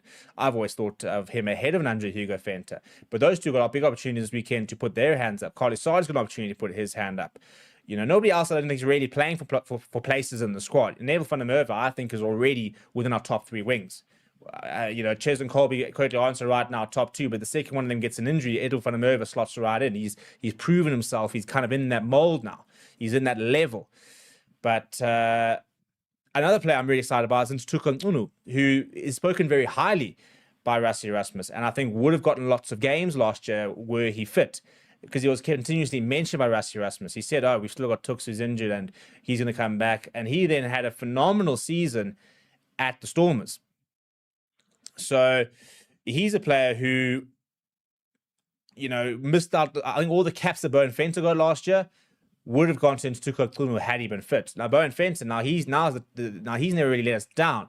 Now he needs to kind of prove that he's still valuable. I think what's really good for him is he'll be at the Lions next season, and you know, he'll be on sort of front and center every week for the coaching staff to watch. In terms of, I mean, it would have been nice to have seen JJ van der Mesh. He is obviously playing in the Prem, and as a result, he isn't available. But I think that he could very well get named in the wider squad come Sunday. I think we look at the lock crisis, and I think he's a player who's kind of gone a bit under the radar because he hasn't been part of the squad because he's over there trying to win a Prem title. But I think that he is a big candidate for that big number 4 jersey. We talked, somebody was asking, does Riley have a reputation as an enforcer? Not really, but we've got a massive crisis at 4. We don't have number 4s in this country. You know, we've got R.K. Snyman is injured as an option there. Eben is injured. Lotte Jager's played there. He's injured. You know, we've now got Ruan Venter was going to be an option that wanted to play there. He's injured. Salma Rat is injured. That's 5 number 4 options not currently available. Kobus Wies is an option. He's not available. He's at the Bulls. Ruan Vermaak, I think, is a decent option. He's not available. He's at the Bulls this weekend as well. So that's 7 options. JJ van der Mesh, 8, also not available. So you could it could be in a situation where Ryan Norton could be considered our 8th choice, number 4. But that kind of shows you just how many options aren't available. So yes, he's going to get a chance this weekend. I don't think he's a candidate to play test against New Zealand. But if he has a strong game on Saturday, then he only elevates his profile. In terms of money, I haven't heard a confirmation about it, but he will. I think he will start against England. I think that again, this is a purely experimental thing. I'm not too worried about that either. And coming at his park, I'm expecting Money about to be in the number 10 jersey. I think he says Dweber's in the Prem final, so do not write him off. There's also Vessels there who can play hooker, so I'd really not call it a crisis. No, there are options, but Dweber's not ever taken that jersey and said, this is mine. Jan-Hendrik Wessels hasn't also taken that jersey and said, I can't be dropped as hooker. And that's what I'm saying. I think that it's a bit of an open season to try and get that second hooker spot, inverted commas. There's options. We know there's options. I mean, we've got 4 options this weekend, which you know, are all options that we don't really have on a week-to-week basis. But the question is, are they within that core group of the squad? No, they're not. And that's where I think people need to start taking their chances. You know, so yeah, Joseph Gqeberha goes and gets man of the match in the final on Saturday, then that elevates his profile. But I just don't know if they trust him, because he's been in and out of the squad and hasn't quite been able to lock down that jersey. And I'm a big Joseph Gqeberha fan, and I think it was a big loss to the Stormers. But it hasn't happened for him at a Bokke level. Just like at Evan Roos, it hasn't happened to him at a Bokke level. So we're going to sort of start wrapping up there, people. Thank you very much. It's been a really cool stream. Good to see a lot of people in on the mix, and love to see how many people love hearing all things Springboks. And yeah, big shout out to the new member, and please make sure that you do consider joining our members club. Get access to their WhatsApp community. Get access to our brand new platform built for Springbok fans. And they're going to have early testing and early looks at that hopefully this week before the weekend. We're going to have exclusive insights from the stadium, get a bit of stadium footage as well, and some of the stuff coming from man on the ground, all in our WhatsApp community. To gain access to that, please do consider becoming a member. It is the pinned comment over there, and we're really doing a lot of work to really up our membership offering this year, and hopefully the current members will show you that they've enjoyed, although we haven't been able to give them as much as we're going to give them so far in the early stages as we're kind of rolling it out. It is going to be a really cool initiative when we start to really get going on that WhatsApp community, and yeah, that's a big opportunity for them to get going. So thank you for joining me. We will have obviously more videos, you know, your 5 winners, losers, and the likes of that over the next few days. We'll have a bit of a reaction as to what Rassie Erasmus is thinking and what to look forward to this weekend. I'm probably going to do a bit of a 5 things I'm looking at come Saturday, and that's going to be really exciting in terms of that's what I like to do when I want to watch games. I like to I almost like to ask questions. Can Quine Horn start a test at 10? It's a simple question. That's how I like to frame the game when I watch on Saturday. Is Riley Norton a 4? That's the kind of question we can phrase. So that's what I like to do. If you're watching this retrospectively, get those kind of questions into the comments. And yeah, but apart from that, smash like on the video, subscribe to the channel as well. Thank you everybody for joining me. Good to see lots of new faces in the chat, as well as our epic old ones who have been around here for many a year. We've got a big year ahead of us. It's going to be a lot of fun bringing you all the coverage. So make sure you subscribe so you get all the latest stuff, and we'll see you.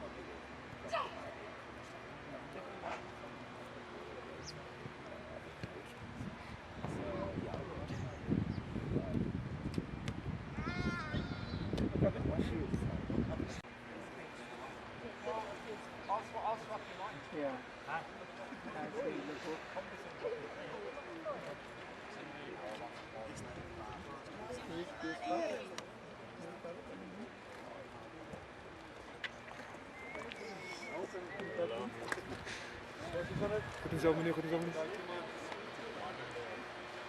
Wat open Wat open.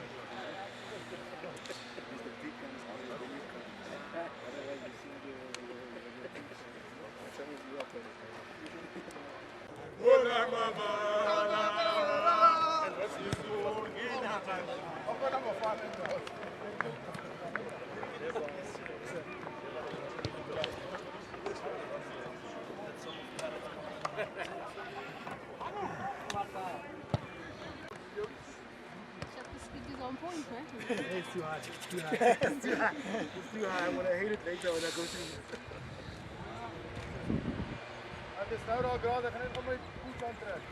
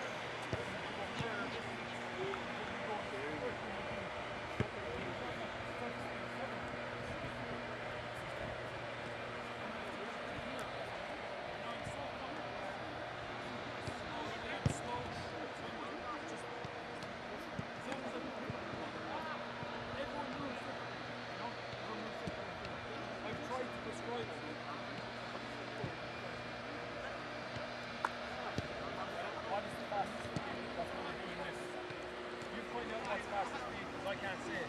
But look, let's just start. Start off. On the ball. On the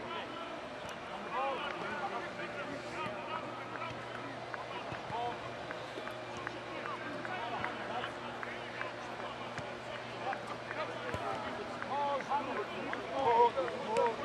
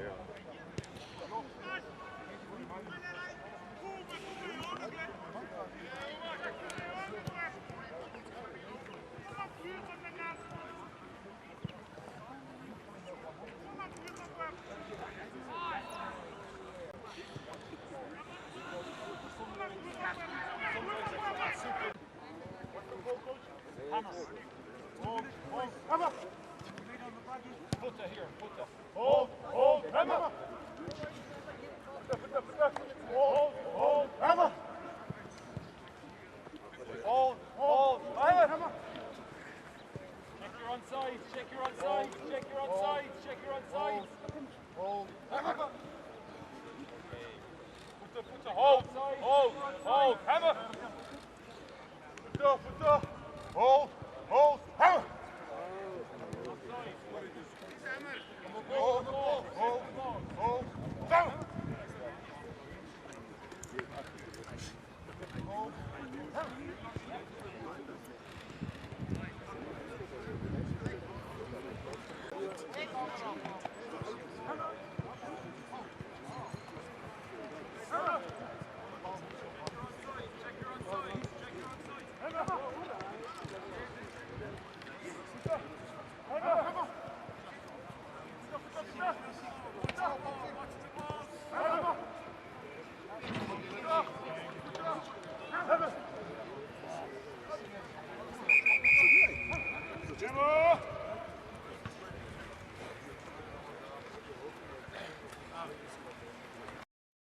Hello everybody and welcome to Forever Sports.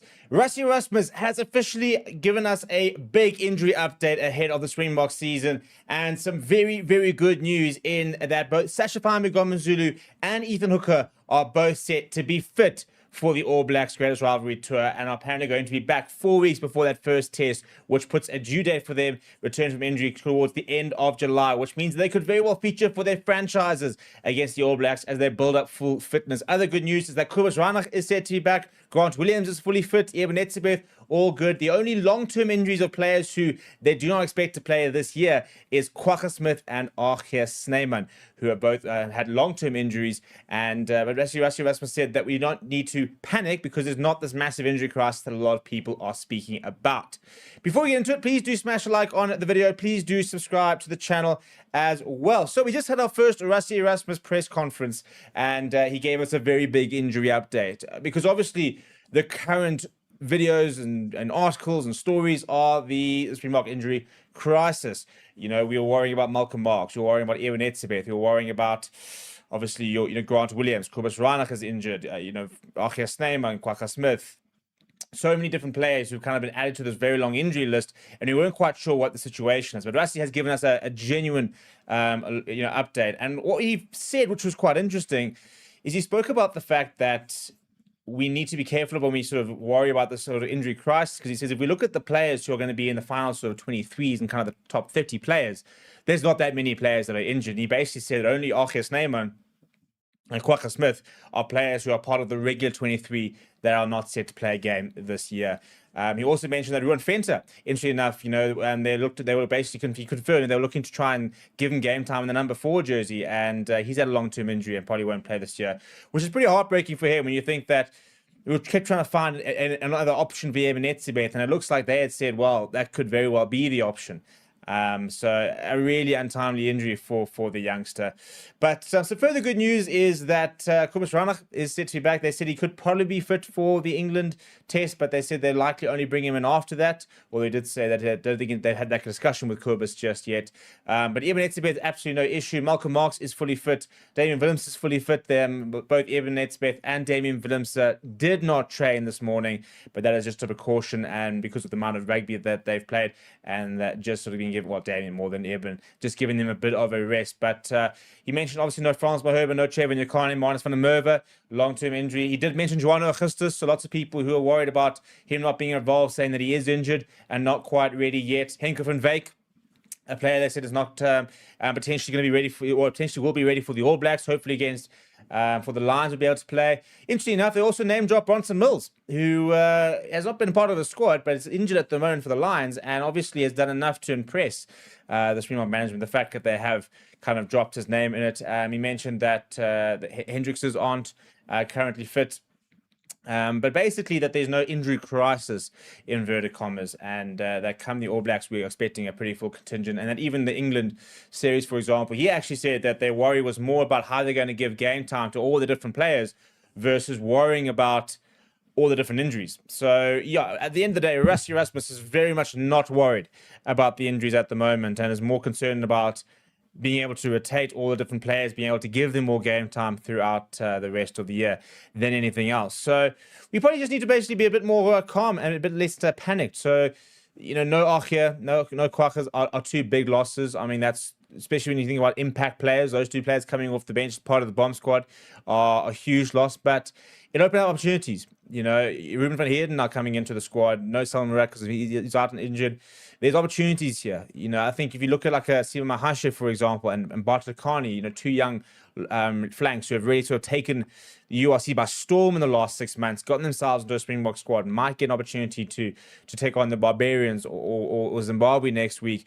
There's spaces in the squad that I think are there for the taking. They mentioned Deon Fourie as someone that they can always go back to, but he probably wouldn't be, in a final 23. It'd only be sort of in a second string side, which is quite interesting because everybody speaks about the fact, I always talked about the fact that, our strongest 23, and everybody says we don't have a strongest 23. Well, we do, and Rassie Erasmus spoke about the fact that, if we look at our injuries, you've got to look at players who would be in our final 23. And he said from those players, only 2 currently long-term injuries. Everybody else pretty much in and around. So, Sasha and Ethan Hooker, for example, players who are, Sasha, I think, would probably start against the All Blacks if he was in top form. I think Nani Leibok's got an opportunity now to really stake a claim on the back of an impressive year from him last year. Ethan Hooker is somebody who I think they really, really do rate, and he's going to have an opportunity to hopefully take on the All Blacks for the Sharks, which is a couple of weeks before the Bokke game, be able to go out, show what his form is like, show what he's worth, get himself in the mix. So the good news is that we don't need to panic, that there is no sort of massive injury crisis that we kind of fear that there is. And this is where I think we're going to see the Springboks reap the reward of Rassie building the kind of depth that we always speak about. The fact that he gives so many people chances means that in a situation like this, you know, there's no need to panic. There are other players going to come in. And again, he said that his biggest worry is actually how does he give players game time versus worrying about the current injuries. So that's the major sort of update, and didn't really give too much away about the plans for the rest of the year. We will have the first 10 minutes of the press conference coming up on the channel a little bit later. So make sure you keep it locked on Forever Sports.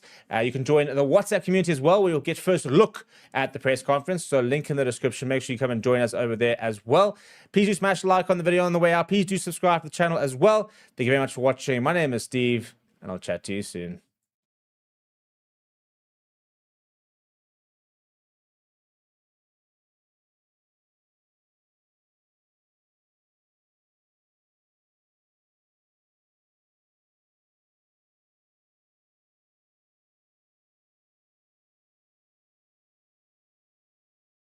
And Bokke assistant coach Zwan realistic. First 10 minutes open for bloggers. After that, blocking it, and then it's just questions. So yeah, please raise your hands for questions so we can get as many in as possible, and we can fire away. Like? How's it, Rassie? Super. I see all a little bit of suspense as to your choice of 10. So.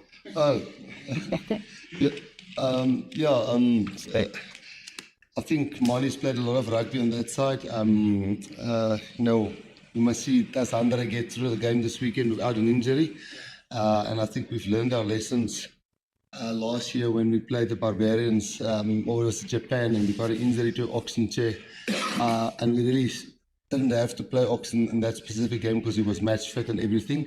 And then Jan Hendrik got suspended, and then eventually we had to go with Boan and Gerrit, who did really well. So we're trying just to avoid that with Mani. And then also, obviously, we want to see Kian Horn, can he play 10-15? Hopefully in future that will help with 6-2 splits, and because we know he can play wing by 15. And the guys, the other assistant coaches, all of us really see something special in him when it comes to 10. And then Vusi on the bench, well, I must say he's one of the guys that really caught the eye, I would say, in this 2 weeks. Very calm guy, physical, big kicks really without effort. So we think the two of them can do the job for us. Right. Rassie, I think last year this week didn't on for any penalty kicks against Barbarians. You guys who played some lineouts. Until Wesley kind of answering the bench, who's actually kicking your conversion? Cheslin. Cheslin has been kicking for his club in Japan the whole season, and he's always a backup for us. So I think we're safe there. Kian is also a good kicker. Rassie, what is it that did you see in Kwan's game profile that made you look at him and say, let's give you it? Well, obviously Tony and Stock has big influence there. I think what he does for the Lions, maybe there's not a 10 on his back, but he certainly comes into the mix a lot at 10, at first receiver. And we've been working with him now for, 3 years at training sessions, and we just like the way he takes the ball to the line. You know, he's an awesome defender. He's got a really great pass, and he's not bumped. You know, he's not a guy that's all afraid for if somebody runs into that channel. And I think we're lucky with having guys like Sasha. I mean, Mani, people look at his size. He's an awesome defender.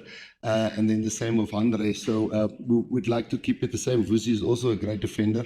So, yeah, I think it is going to be a little bit new for him to start with on 10, but he does it a hell of a lot in his franchise. Not starting at 10, alternating through general play at 10. Rassie, it's Carlos' first outing with Silas. How has he settled in since he joined? Yeah, Carlo, we actually forget that he's been at a lineman camp before. You know, sometimes you forget it's so long ago. No, I think what I can pick up from him is he's really grateful to be here. Or, you know, he stated it before for a lineman camp, and he's certainly done really well at his club. You know, it's not a lot of us that can say we've won Champions Cups. He's one of those guys who can say that. He's not an old guy. He's a guy who comes junior, who structures. He's played for us, and then at one stage he had a really bad injury. I think he was signing with somebody, and then there was a bit of a spell out. So I can see he's a desperate guy. Not desperate in the sense that if he doesn't make it, he's nowhere desperate to wear the jersey, which is quite important. Started all the weird calls in the Springbok lineup, but they said it with GSP will be Gqeberha and LB and that. Not as sliding. Yeah, if you look at the covers that we've got, the Luan, also as a fullback, and more especially also with his sevens background, and he's settling nicely there. Both of them at the Sharks, they've played at fullback, so I think when we look at the profile of the players, we thought, with having Luan at the back, I think it will probably, because once again, Rassie touched on it, but 10s and 15, they act more like a playmaker role when it comes to our system, and then CI can also do that job and is a backup for it, but we thought at wing, when you look at the profiles of the players, I think, more especially with the way we play the game, if you remember, talk about our kicking game, we felt like having CI at wing would give us a bit of advantage in the sense of getting into that battle in the air. And Jaco Williams also on the other side, probably one of the players that I felt like, it's been coming for him, he's been knocking. Like we always say, size doesn't matter to us.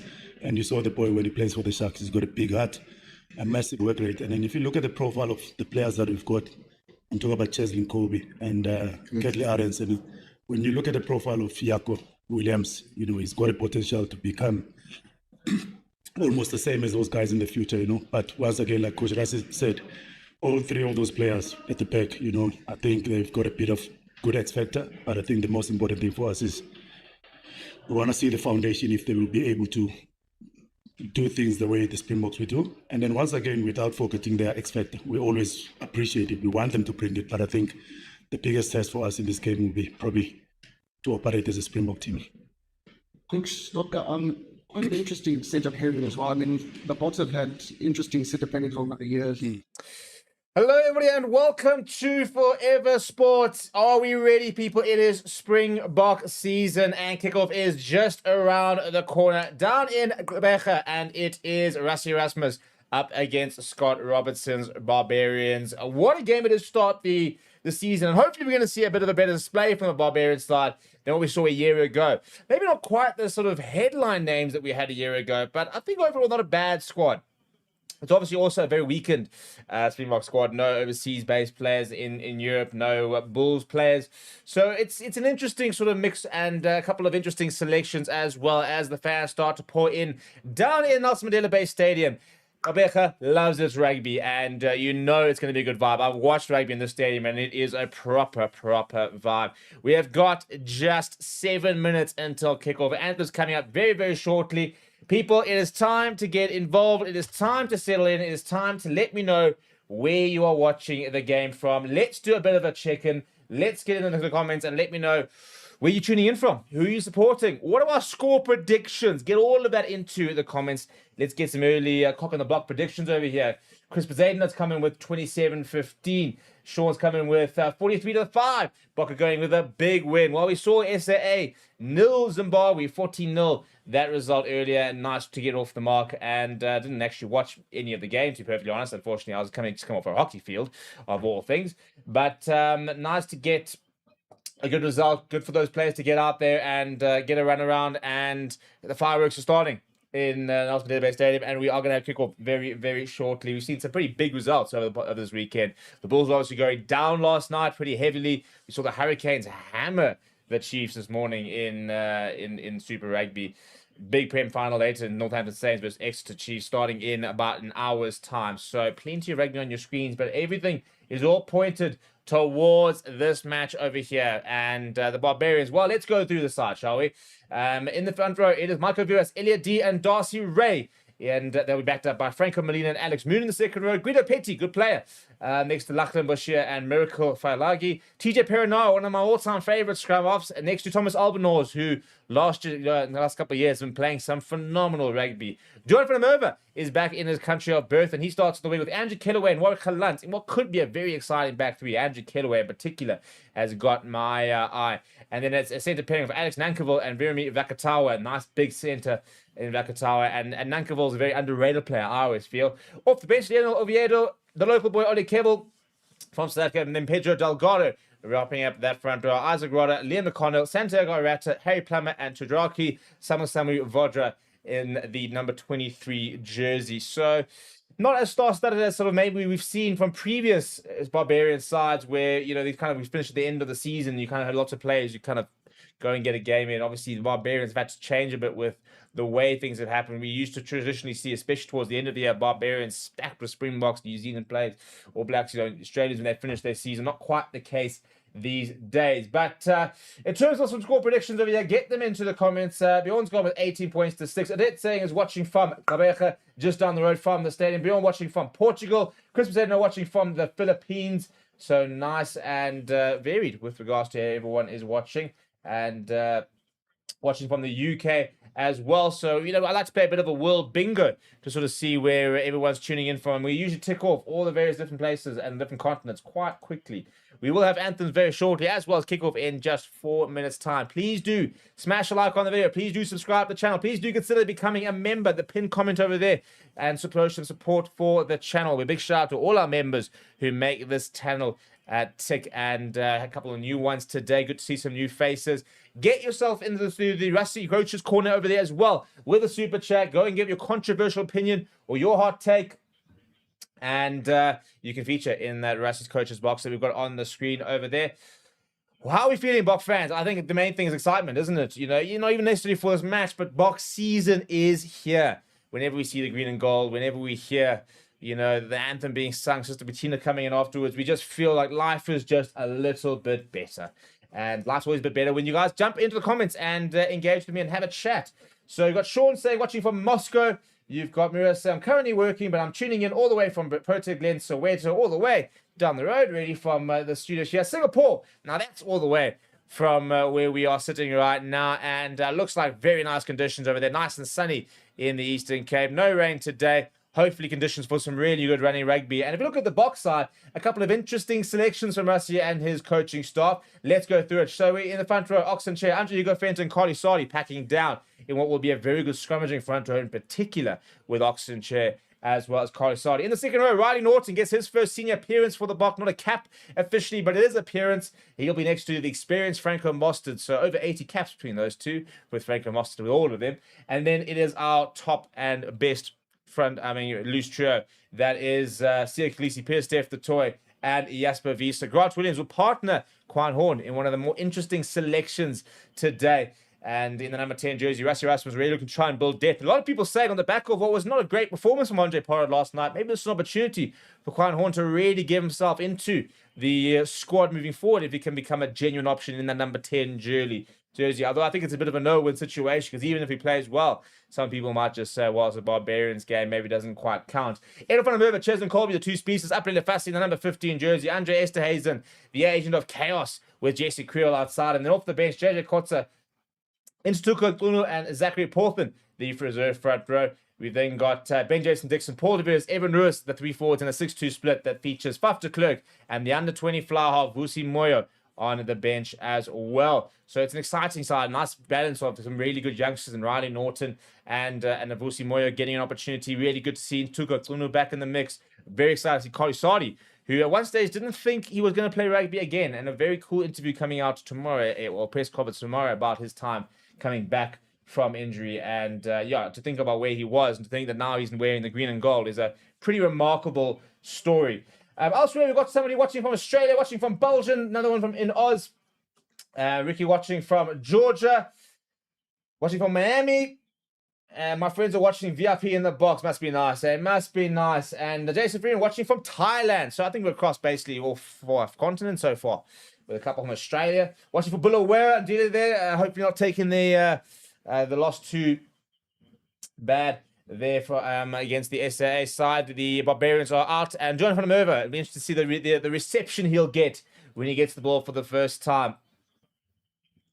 And I'm just excited to see what this Boks side can do, especially your fringe players. I'm really keen to see what Quan Horn can do in the number 10 jersey. Riley Norton's a player who's not played a lot of senior rugby, you know, so I mean, I don't think he's quite on the radar right now to be playing senior Springbok, test rugby. But who knows? You'll never know until you get there. We're about to head into the anthem, so before you do, please do smash like on the video. Please do subscribe to the channel as well. Get your hot take in as a super chat, and you'll feature there in Rassie's Coach's Corner. And please do consider becoming a member. I would love to, after we get back from the anthems, come back to a couple of new members to our community. You can come join our exclusive WhatsApp community as well as get access to my picks leagues and exclusive content, as well as a brand new platform we are busy developing in the background specifically for Springbok fans, which is going to be really, really cool. But let's head into the anthem. When we're back, we will kick off from Gqeberha. This is the start of the Springbok season, and this is the South African anthem.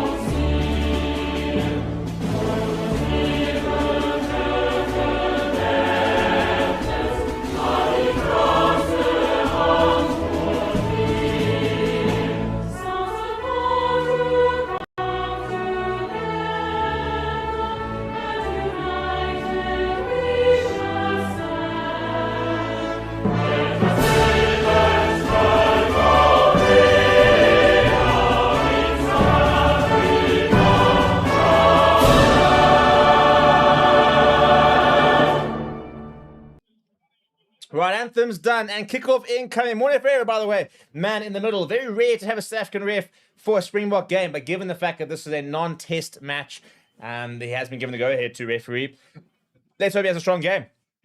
Amazon about to deliver us the ball, and then we will get underway. Last chance. Score predictions, people. What are we saying? 97% of almost the 400 votes are all supporting the Boks, so a big Bok fan contingent in the comments. Let's get your score predictions. I'm going to say the Boks by 30. That's my big prediction of the year. Boks by 30. That's what I'm going with. That's what I'm backing. I'm going to lock that in on my picks. If you guys haven't, then you guys go and lock it in. I'm going to say the Barbarians are going to manage the 14 points. That's what I'm going to go with. Can't wait to see the player ratings as well, because it's the start of a season, which means it's the start of us really getting together and chatting rugby. Siya Kolisi is going to get a good run out of a year after a tough season with the Sharks, who did not make the URC playoffs. But we all know that a lot of these Sharks players are a bit of a different breed when it comes to them pulling on a Bok jersey. So Sean going with 43 points to 5 with his score prediction. A couple of guys watching from, so I'm seeing Bloemfontein now, watching from Germany, from the Western Cape. Albertus coming in with 56 points to 7. Quiet Horn with ball in hand. This is not rare to be fair. He does take quick offs for the Lions. And he goes to the right-hand side. His first touch as a Springbok fly half. And early touch that. And solid one coming from the Barbarians. Number 8, Fayalagi getting into the work now. And the first carry there for Lachlan Boshier. Perenara to the left-hand side. Show and go coming from Elliot D. One of the current internationals in this side that has been given a dispensation to come and get involved. Expected to be involved in the Nations Championship in a few weeks' time. Perenara shaping to box for the box kick. Looks to find touch here. I think Joe Over will chase that, and then will find touch. So it'll be an early set piece here from the Boks. Opportunity for them to settle into the line-out. I'm very keen to see how Quiet Horn goes with the communicating, and to see, I think he'll take it on the stride. I think he'll really enjoy the responsibility that comes with playing in the number 10 jersey. Just 24 years of age, but a senior player for the Boks. And Grant Williams goes short to Andre Esterhuizen. So the Boks playing off 9 of the first set piece. Now here's Klein Horn to Fassi. Fassi on a bit of an angle. Fassi chips it through his left boot there. Going back under a bit of pressure as Duan van der Merwe gets the offload away. Thomas Albanose goes to the left boot. Won't find touch. He will find touch. It's a phenomenal kick from Thomas Albanose. I don't know how he's managed to find touch. It looked like he was shaping away from the touchline, but he's done very, very well there under pressure. Not a bad first phase attack from the Boks. Finding a few meters, putting them under pressure.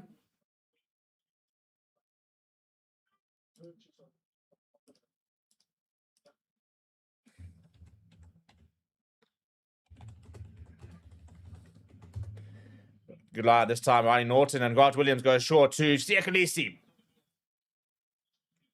Nice solid carry there coming from Isaac Rodder. Grant Williams last shaping for the box kick. Lifts it high in the air. Couple of chasers. And quickly on. Oh, Coxon Chair can't quite hold it on. Not an advantage here for the Barbarians. Perinaro wants quick ball. He's not going to get it though. And we will have our first scrum of the day. Well done by by Edwin van der Merwe to win it back. But Oxen Chair. I thought it was almost grabbed. Almost took a grabber. But not quite sticking for poor man Ox. First scrum, and this is where I expect to see a big dominance. I mean, scrums, to try and out-scrum or compete with the Boks is difficult at the best of times, let alone when you've only been together for, 5-6 days. And I expect this to be one-way traffic. Perinaro his job will be to get this in at the feet of the scrum and get it out as quickly as possible. Because, if they do keep it in, this is going to be a penalty in waiting. And Carly Sardi in particular is a very good scrummager. He's so good at the lines. It didn't quite happen for him at the Sharks. Too many injuries. Went overseas. Almost had a career-ending injury. Was supposed to come back from the Bulls. Bordeaux said, "Nope, sat that. He's staying with me." They've really backed him. They've supported him through his entire rehab and coming back to full fitness. And now he's in the green and gold. I'm not entirely sure whether they're looking at him long term or whether he's going to be an option moving on from the Barbarians game when you get a Wilco Low back. For example, but there's no France Malherbe anytime soon. I don't think Trevor Nyakani is obviously no Asnati and Klabakanye. So I think that tight end's a position which is up for grabs, to be honest. You've got Vincent Koch who's kind of back in the mix, but if Carly Sardi has a good game here and impresses the coaches in training, then maybe he can't get on a fast track into a World Cup squad. Obviously, Thomas Latoy coming back into the mix as well. And it's going to be a free kick for the Boks. Not taking the hit there are the Barbarians, struggling to get there. And quickly taken here from Jasper Visa. Jasper Visa gets away from one and eventually brought down by Franco Molina, but the ball comes available and Peter Steph the Toy drives into the 22. Grant Williams goes to the right-hand side. Andre Esterhuizen. Now to the left-hand side. Oxen Chair. Grant Williams has got options. Into Apple Fassi at first receiver. Ball over the top to see Ecclesi finding a bit of space out on the wing where we saw him so much. And then Van der Merwe is going to go in. Easy as you like for the Boks. Perfect start. And that is the first of, I reckon, a few tries that Van der Merwe is going to score this year. He knows his way around a try line, does Van der Merwe. He got such a good strike rate in the green and gold. Got such a good strike rate in most places, to be honest. Very, very underrated as far as I'm concerned. And just a nice little ball. Siakalisi, draw and pass. Easy as you like. Good use of space. And the Boks settle in to get some work done here. And there's nothing fancy either.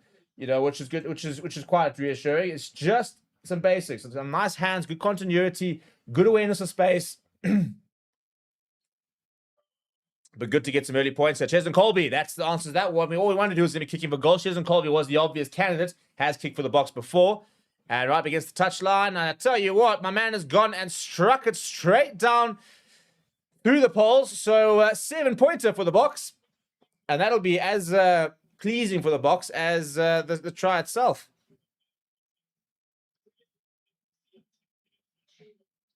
Yeah, it's good work there from Siya Khaleesi. He ran straight towards the players. Creates that space outside for Edwin van der Merwe.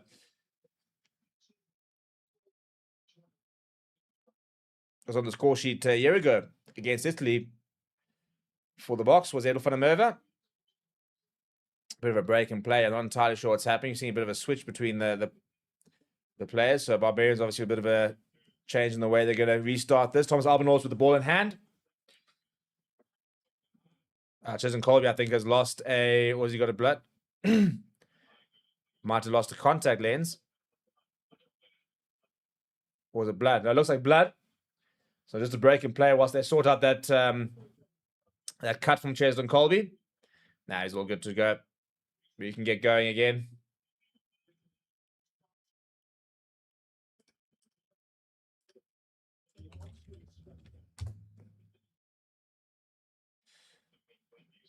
But no, where's the scrum cap? I was about to say, we can't have chosen call without a scrum cap. I mean, that would be a disaster.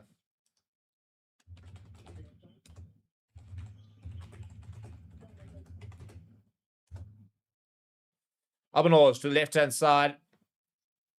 Good take from Jasper Visa. Getting away from one. Still going into Jasper Visa. Still going into Jasper Visa. Gets still away to Franco Mostert as well. Good support play from the number 5. Boks right back into it. Quiet Horns. He's a bit of space on the left-hand side. Goes to the boot. Galant underneath it. How much he wants to make an impression. Although he said that he's not using this as an audition for Rassie Erasmus. This has got nothing to do with his Bokke ambitions. He just wants to play a good game. There's Warwick Galant. Not much space there for Nankivell.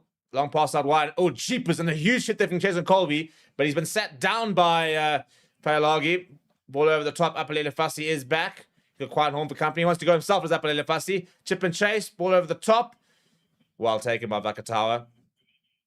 Pick up and go from Nankivell, his centre partner. Presents well for Perinard to the left-hand side. There you go. Warwick Galant at first receiver. Long pass out wide. Bit of space over here. Cheslin Kolbe's coming across. Still can't bring down Paolagi. Timmy Perinard, is he going to go all the way? Quiet Horse trying to get across. Tia Khaleesi completes the tackle. Perinard to the right-hand side. Edel van der Merwe.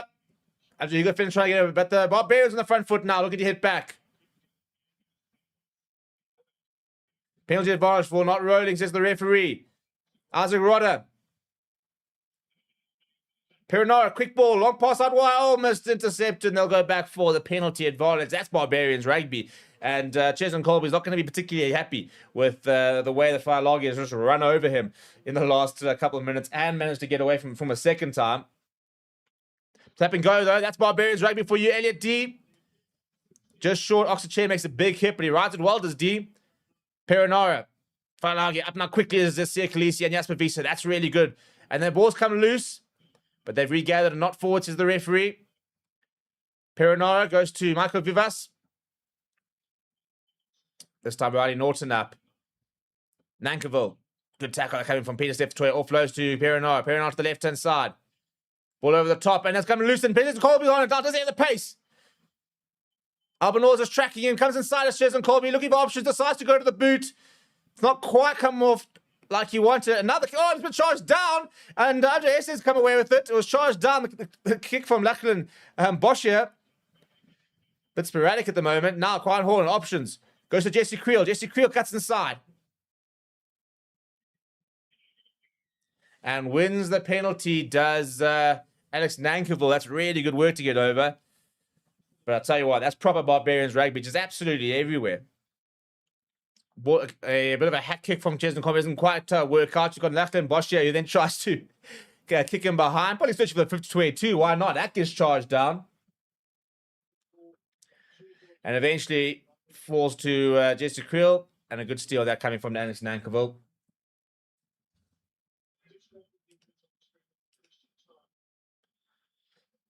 Good charge down there from Andre Esterhazen. Couldn't quite get the offload away.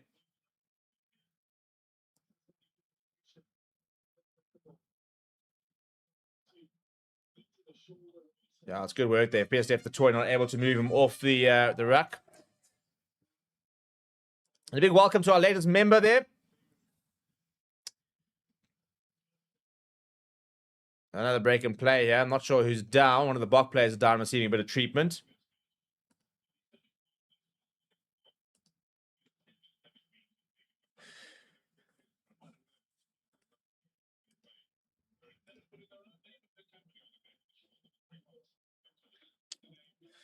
That's been a pretty hectic first 9 minutes. I'm surprised it's only been 9 minutes.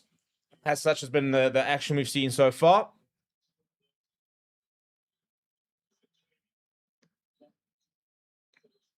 And good to see the Barbarians with a couple of nice moments. As I said, last year they just didn't really give us much of a challenge. And it's difficult to assemble a decent Barbarian side. Andre Gqeberha's getting strapped up in the head here. Looks like a bit of a head cut here from him as he was going down. Your cheapers, yeah, knee to the head to the knee of Watchalong. No, in fact, it's Fakatawa, I think. So just getting strapped up here is Andre Gqeberha, the son of former player Andre Gqeberha. And the future, I don't think he's married yet, but his future father-in-law will be Rassie Erasmus. Engaged to Rassie Erasmus's daughter. Pretty sure they're engaged.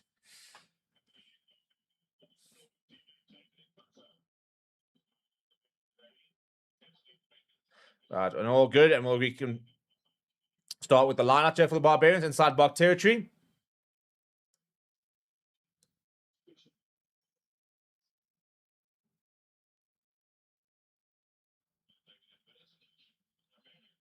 And as Nankerville gets past the tackle of Kieran Horn, it's not quite what Rassie Erasmus wants to see. Vakatawa's going to go over. And that's not good enough from the number 10. There's a good line being run there from Nankerville. And the Barbarians have replied.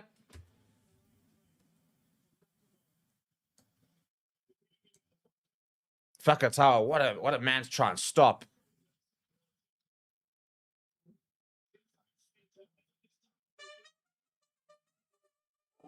Quiet Horn doesn't get it right. It's Nankerville there. You got to think, I mean, there's 2 or 3 players around there. It's got to probably try and stop him as well. Jesse Creel doesn't quite get back either. That's a poor try to concede from the Boks.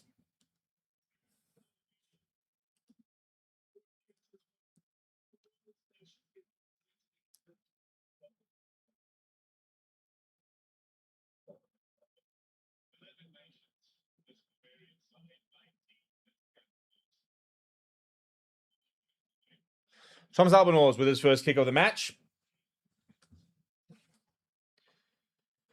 Vakatawa with the 5, Thomas Albanose with the 2, and scores are level after 10 minutes in Gqeberha.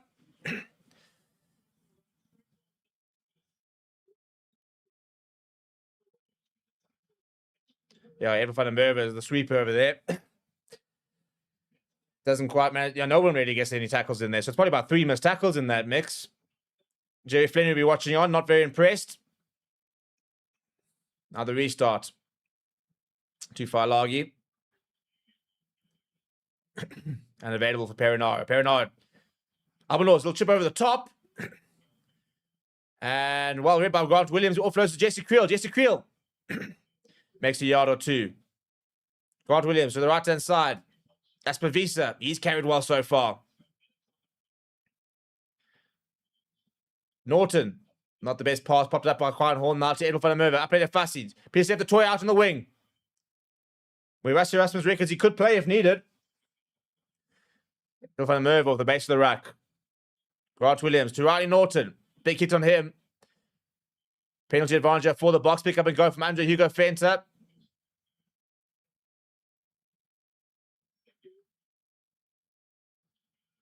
Andre Gqeberha once again. Morne Ferreira getting involved over there.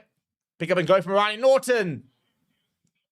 Just short. Scott Williams, look, options. Andre Estes and Pierce Steph the toy. It goes to Pierce Steph the toy. I don't think he's over. Or is he? I'm not sure the referee's given the penalty there. Or the try. I think he's actually given the try after all that.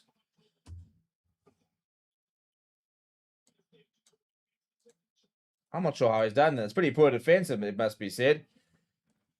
Comes back on the angle. Yeah, just rise the... I mean, it's Failagi and Vakatawa who's gone over. So it's not like it's the small men that he's carried with him over. Peter Steph the toy. Quite quickly becoming one of the greatest Springboks of all time.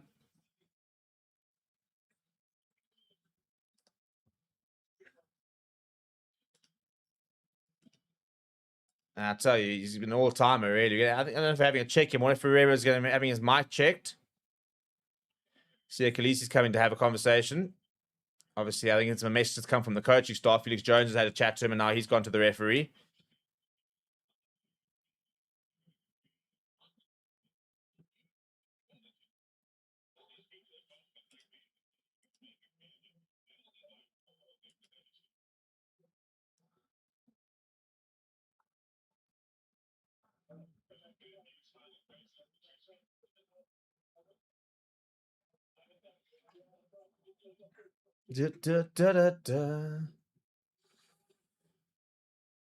Right, so thoughts after the first 30 minutes?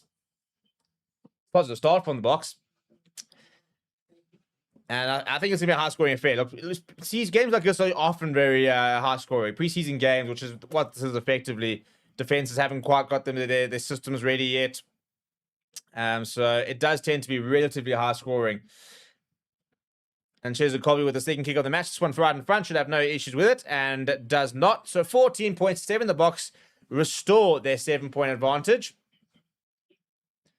And so far, Peter Steffetoy, Edel van der Merwe on the scorecard for the Boks, and Remy Bakatawa on the scoreboard for the Barbarians. Looking at this carry from Riley Norton was a good one as well. Almost a head clash there from Perinara. Rides it pretty well, does Riley Norton. In fact, I think he's actually gone to the bin here for the head clash as TJ Perinara.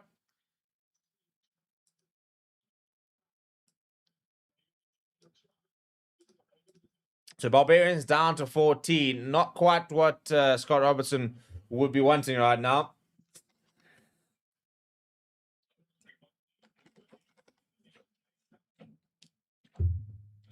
Aspavisa, this is where he's so good. Getting a bit of a few yards in. Strong carry from him now. Available for Grant Williams. Jason Colby will give chase. With Ryan Norton and Sia Khaleesi in support. And it comes close into Sia Khaleesi. Sia Khaleesi with the pace. Look at the pace from Sia Khaleesi. Oh, a bit of a boost step from the skipper as well. Lets the ball go. Picks up and has another go. Good appreciation of the laws there. Grant Williams desperately trying to get this ball out. It goes to Quine Horn. Quine Horn. Front foot ball there for Jasper Wiese, who can't quite hold on to it. And Sia Khaleesi, well, if anybody ever wondered whether he still got the pace to be around, watch that run.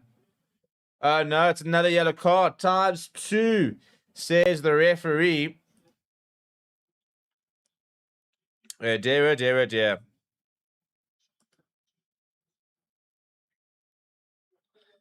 We're going to have to get that on the screen. Yeah, 2 yellow cards against a 13-man Barbarians. This could get ugly quickly.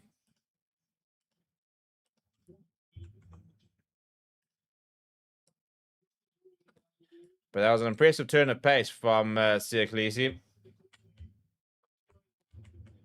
And referee deemed that it was very cynical, in fairness. I don't think you can have much complaint about that. Under Hugo Fenter.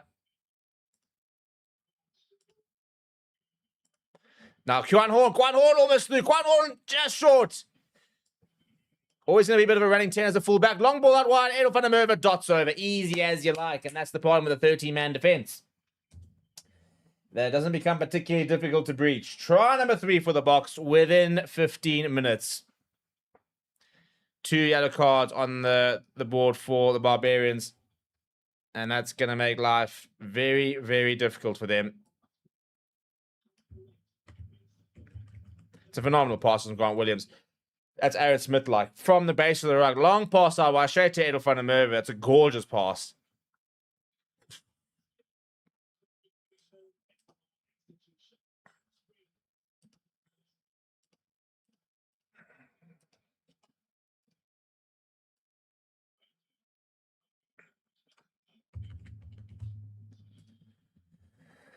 Jason Colby. Well, he's 2 from 2 so far.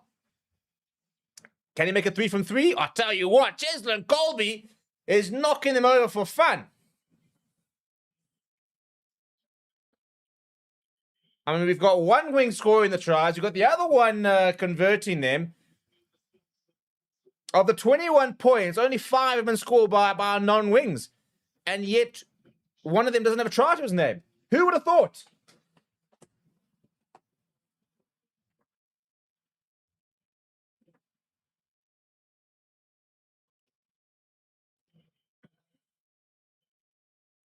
The celebrations are from Edel van der Merwe. I don't think there's much between our 3 wings. Between Kirk Lawrence, Edel van der Merwe, and Cheslin Colby. I think we have got such good wing stocks at the moment. Morne Ferreira, just having a conversation. Will remain a yellow card. Dipping is the call. There is a mitigation for TJ Perinara. But 21 points to 7. As I say, I think this could get a bit ugly if the Boks really get into gear. Abanors goes to the right-hand side this time. Andre Estesen looks like underneath it. Andreas Tazen, brought down by Kilaway. That's still eventually brought down, just outside the 22. Lost the safety of the 22 for the kick for Grant Williams. Taken back is the call. And it circles around there, and uncontested is Edwin Merva. Takes it well. Grant Williams, quiet horn. On pass out wide to Apple Fassi. Fassi goes to the boot. And time and space here for Albanose. Weighs up his options, goes to the left boot, and it'll look just as fine touch. Just you gotta run the clock down now, really. You can't play rugby with 13 men. So the best thing you gotta do now is run that clock down, wait till you can get TJ Perrin. Now you've got no scrum off on at the moment. So that's hard enough. And then when you lose your 8th man, which is your primary ball carrier, things don't get any easier.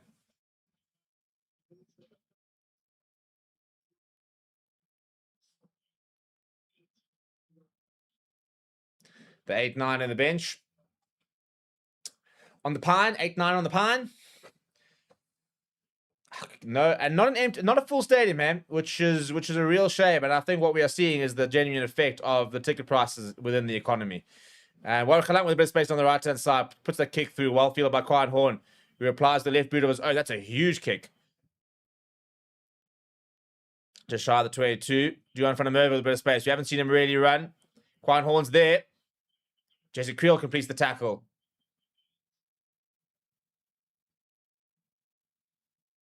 Good hands. Nankerville is snuffed up by Riley Norton. Good work that from the number 4. Now space on the left-hand side. Oxen Chair makes the hits here. Khaleesi completes the tackle. That's really good work by Kwan. How's he done that?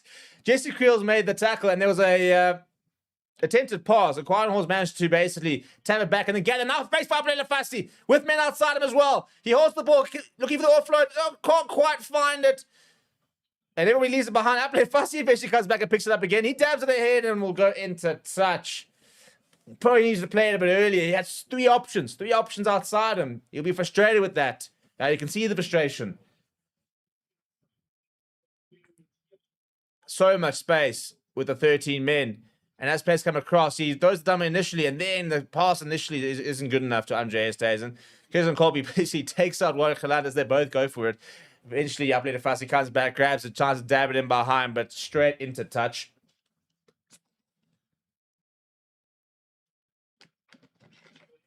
Well, it's a terrible line out, and I'll tell you what, Yasmin is going to go over there. Well, that's a gift. You think they're playing on the same team.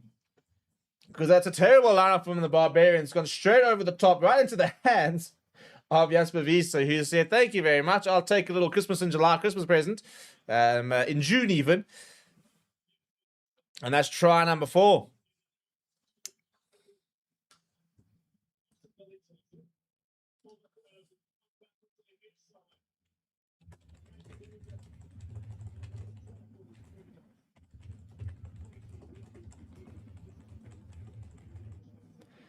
That's a disaster line-out.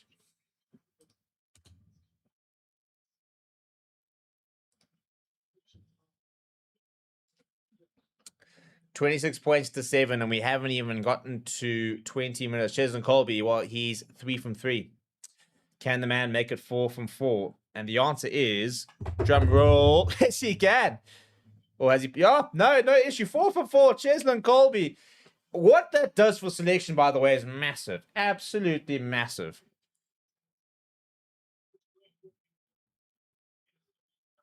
He's had a proper start to this game as Jasper Wiese.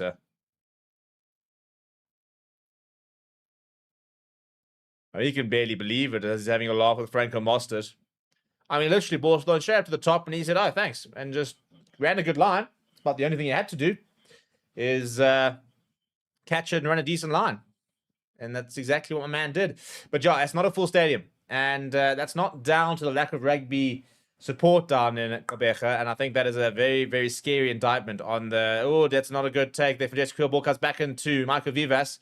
So it's a sad indictment to the ticket prices at the moment and the fact that people just can't afford it. Now to the left-hand side, Warwick chips over the top. Too much. And they'll be out in the full from Warwick.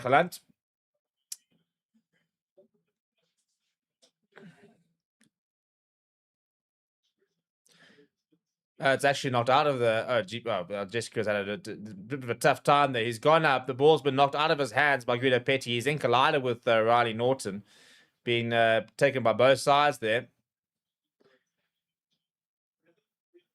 The nice thing about a scoreline like this is it also allows us to make some changes. You know, we could see a Vusi Moyo coming on. You could see Quiet Hall move to the full back, for example. We could see a decent round now for 5 to Clerk as well. Andre Estesen goes short to Jasper Visa. Estesen at first receiver, now to the right-hand side. Pierce left the toy to Jason Colby. Jason Colby with a bit of space, trying to get his hands through, not quite. Pops it up. Andrew Hugo Fenter's there. And a bit of pressure. Leave it as the call from the referee. Now Grant Williams looking for options. Goes short, Oxen Chair. Nice and direct.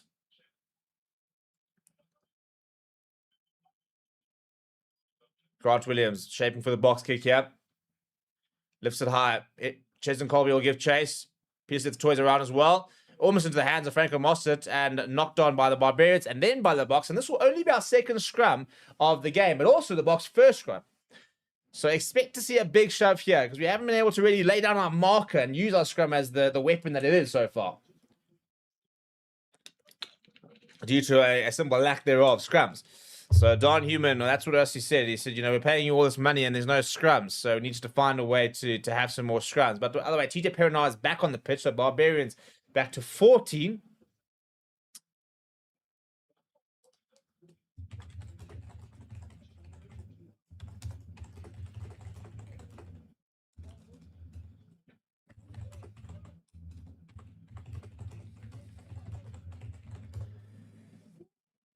And this, I don't expect this ball to come out. I expect to see a huge hit, a big shove, and a bit of chaos come scrum time. Yeah, Carly Saudi and Oxen Chair will very much want to put themselves on the front foot and impose themselves on the Barbarians packs. They haven't been able to do it quite yet from the scrum time, and there we go. There we go. I mean, look at that. It's just childish. Morne Ferreira, there's the advantage. Now Grant Williams goes to Quiet Horn. Esther Hazen to Fussy. Fussy, the goose step, throws one away, steps back inside, brought down by Vakatawa. Grant Williams, quick ball here. Goes himself to Grant Williams. Nankiville eventually stopping him. Esther Hazen to Andrew Hugo Fenter.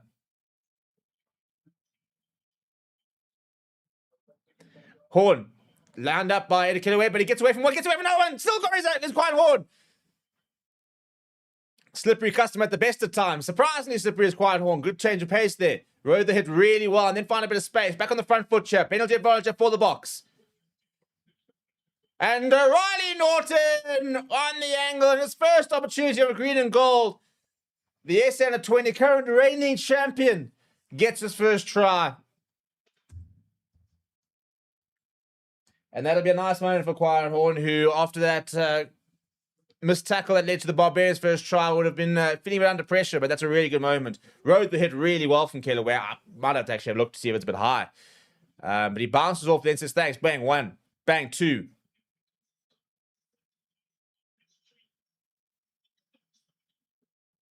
And then quick recycle, and on the angle, just on the shoulder really, Grant Williams is popping it up to Riley Norton, who goes over, gets the kiss from Apelela Fussy, the kiss of approval on the cheek, and Chesney Colby looking to go 5 from 5.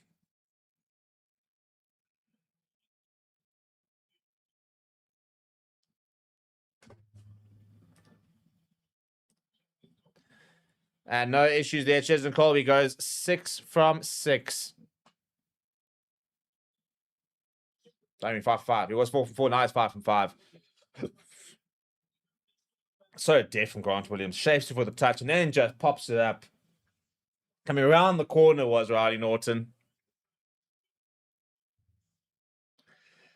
It's 35 points to 7. This was now Leinster Bulls territory, except that there's still a lot of rugby to go.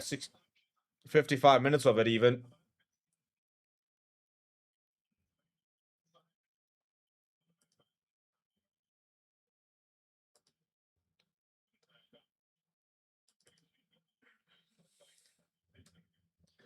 And Giga Fenter down once again, getting some more treatment.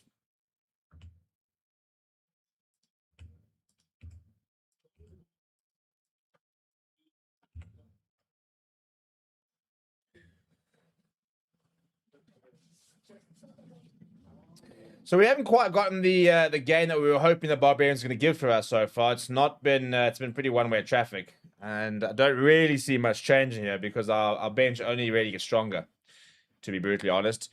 So to the right-hand side though, Carly Sardi, I think that's his first carry of the match so far. Carly Sardi, not that he's been picked for his carrying ability. He's been picked to win scrum penalties. Not quite. Horn goes to the boot, lifts it high. Well weighted that for Ches and Colby running onto it. Well taken that from Duan van der Merwe. Andre Esterhuizen all over him, gets the offload away as Duan van der Merwe, and Nankerville fires it out, and Failagi back onto the park, so we're back to 15 on 15 here. Ooh, big tackle in the background there from Oxen Chair, or not Thomas Albanose. He didn't appreciate that.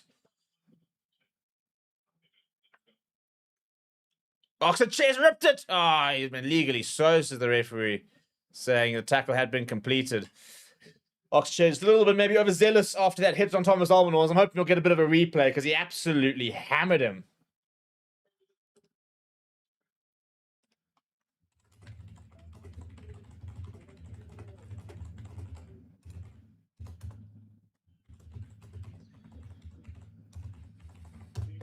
Albanose to the left-hand side.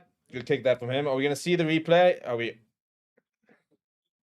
Just gets his timing. Oh, it's a fraction, isn't it? As he hits the ground, he rips the ball up. I want to see a tackle on Thomas Albanose, who was not particularly impressed with it.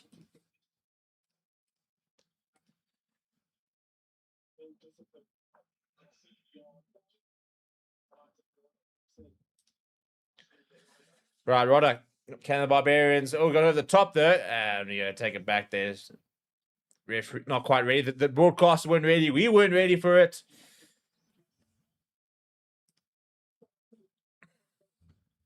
It's a pity Thomas Albanose isn't playing behind a better pack because he's such a Barbarians fly-off, isn't he? A proper Argentinian flair.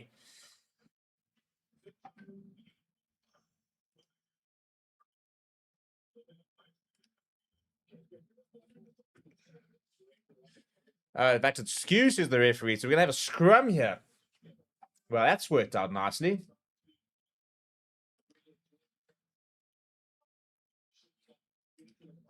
Ow. My knee just clicked. Francisco says, how is Riley doing? Well, the man just scored a try. So not badly. He had a nice tackle as well. So far, he has definitely not looked like a fraud in inverted commas. Not the part. Granted, ironically, which is granted the name grants on the screen. It is a performance where I think I could be in one of these positions, and we might still be doing the business. Now, Andre Station loops around there to Quan Horn, to Apple Fassi. Fassi, a bit of a poor kick that from him, doing from Merva. But with no penalty advantage is the referee. Where Kalan gets away from Apple Fassi, eventually brought down by Ches and Colby. Penalty, and we'll go back for the initial. That's what I was a bit confused about. I'm sure he's not penalty over from that.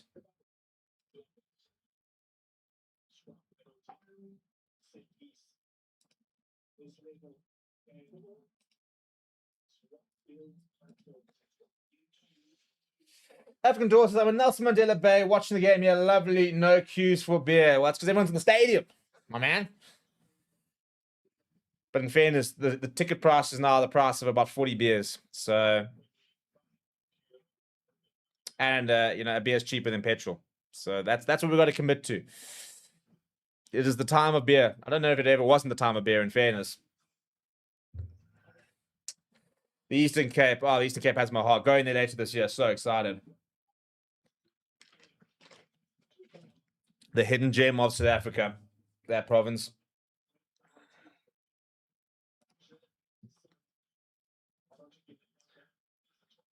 What's going on here? We had a restart there. Quite not finding touch. Could take that from Grant Williams.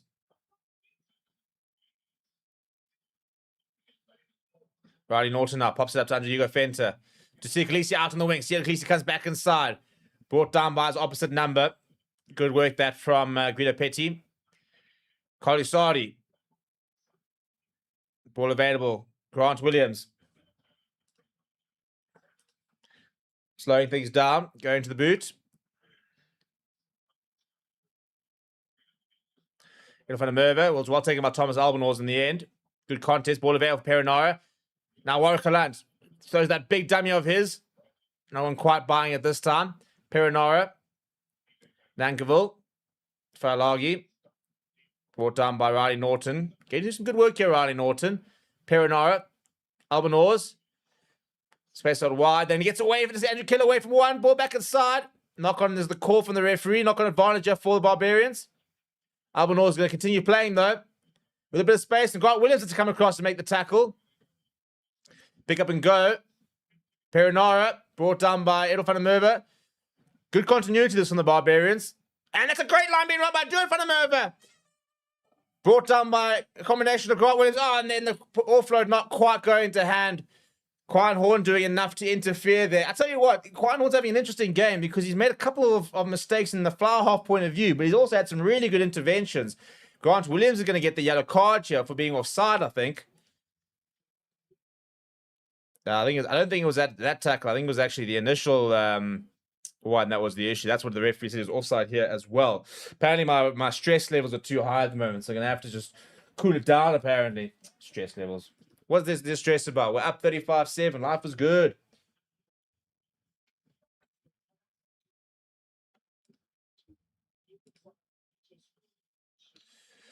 Albanose finds touch. Right now the Boks down to 14 men for the next 10 minutes. The last 10 minutes of the first half. It's a good run there being from Kellaway. It's that. It's from the knock-on, I think, it really is from Grant Williams.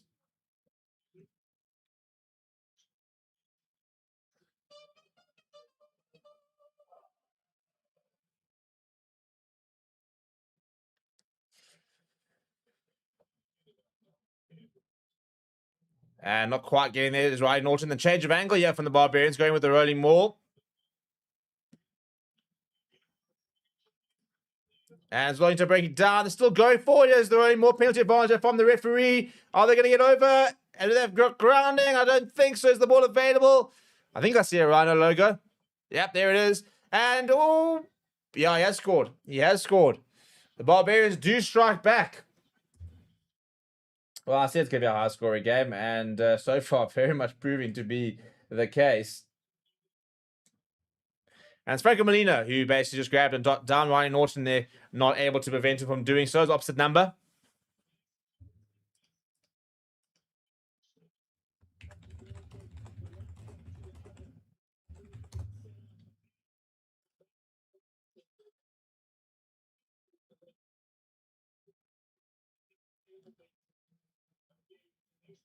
It's a good maul that from the Barbarians. Well set. Nice bit of a variation to it as well.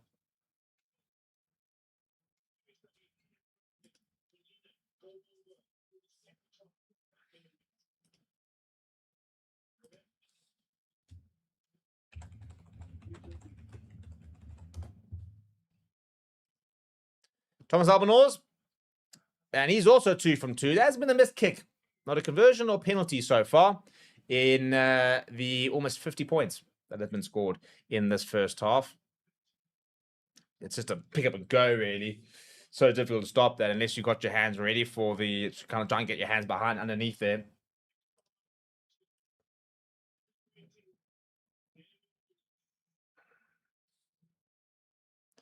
Right, Quan Horn with the restart to the right-hand side.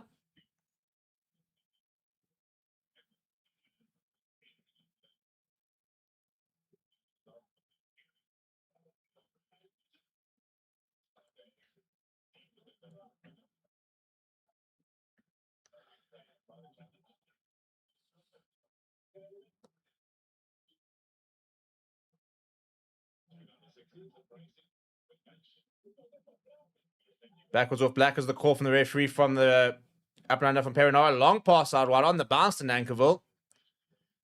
Out to Vakatawa. Vakatawa backing himself against Andre Estes. Oh, the wraparound from Nankiville though. And the backboard pass to Watchalong with a bit of space. Galant back inside to Perinara. Chip over the top. I believe Fassi needs to get back here. And he will. And the Barbarians, they're good. Racking that from the box. Good. Well done. Very, very well done to secure the ball back. But it's space. No way. Peter Steph, the toy's going to kick and chase himself. And he's leading the charge. One man here. To be fair, it's all you need. If you had to put out 15p to step the toys, I reckon you'd win lots of rugby games. Chip over the top from Albanese, though. There's a bit of space up in Fussy. He's desperately trying to get back, and he's going to win the race as well. Joan van der Merwe trying to pull him over the line, but he's unsuccessful. And they will concede the penalty, though. Will the Boks Barbarians have done very, very well there. Thomas Albanese, good appreciation of the space.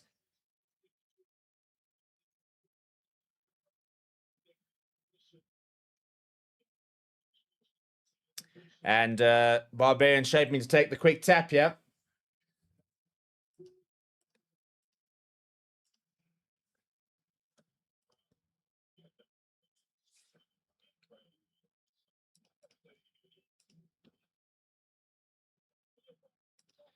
That's what the Barbarians do. Tap and go is the call. Just short is the referee. Short again. Now Perinawa wants to use it. Nankiville, the first receiver. Long pass out wide to Galant. Galant's got space. Long pass out wide. There's no wing in here. And Alex Gqeberha is going to have the easiest of run-ins. It's the one-man advantage from the yellow card. And as easy as you like for the Barbarians. But the comeback almost being mounted here. That's 2 unanswered tries since the yellow card.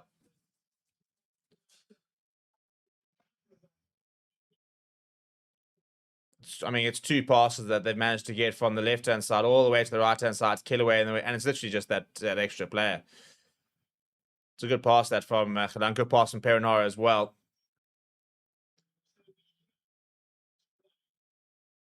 No, they're not going away at the moment, all the Barbarians. I mean, they were 35 points to 7 down, and they've gotten it back to 35 points to 19. The yellow card proving very costly so far from the Boks.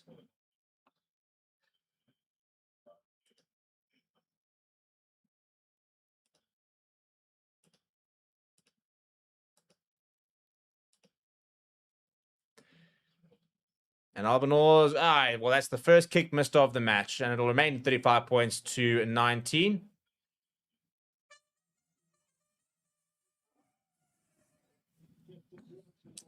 Pretty easy running in the end, that for Kilaway. Well appreciated by Scott Robertson, Felipe Contaponi in the coaching box as well. What a coaching team that is.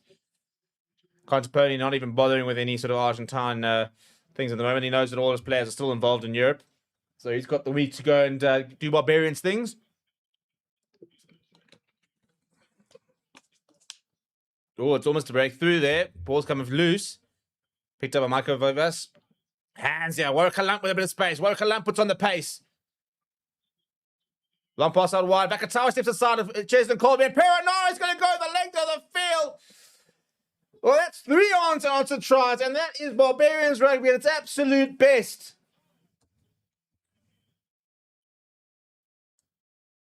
Coast to coast, from 35 points to 7 to 35 points to 24 with a kick to come. This is all of a sudden going to be a very different coach's conversation there. Bang, steps inside with Cheslin Colby. Ball back inside of Perinawa. Upper Fussy is committed, yeah. So there's nobody back.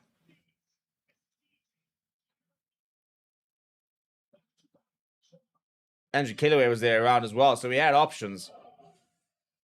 But, I mean, when your halftime talk was going to be at 35 points to 7, it's not looking at one thing. Now it's at 35 points to 26. It could be a very, very different discussion coming from Rassie Erasmus, pinning the kick as well for Thomas Albanese, which could bring them within 10 points. That looks pretty good from Albanese. It is pretty good. So 35 points to 26. All going a little bit haywire for the Boks since that yellow card. So step in here, just completely does Cheslin Colby. Andre Estes and then has to commit. There's nobody back. Lovely Fuss has come across. Great support play from TJ Perinawa. Coast to coast and far too easy, it must be said. That's into Manjesi on the bench. Where did he land up there?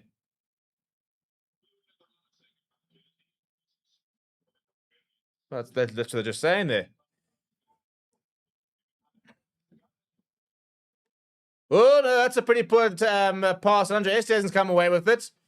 So Barbarians have gifted the Boks with the last opportunity in the first half. Oxenchair at scrum half now. Carly Sani. And Alex Nankivell concedes the penalty. And surely we go for a scrum here. If this was test match rugby, we would go for a scrum. Booster says, when a PSF Troy is kicking grabbers, you know the game plan is out the window. Game way too open for the Boks. You're not wrong. And we are taking the scrum as expected. And it is going to be the last act of the first half as the clock goes red.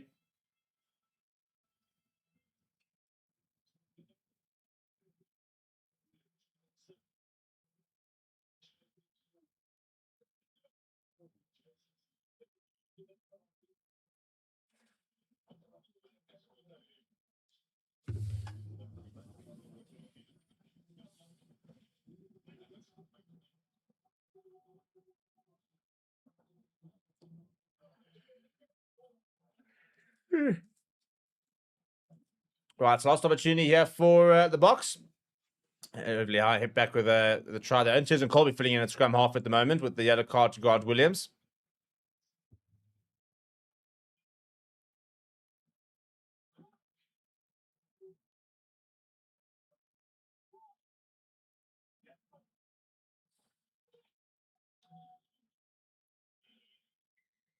And too much instability. We'll have a reset.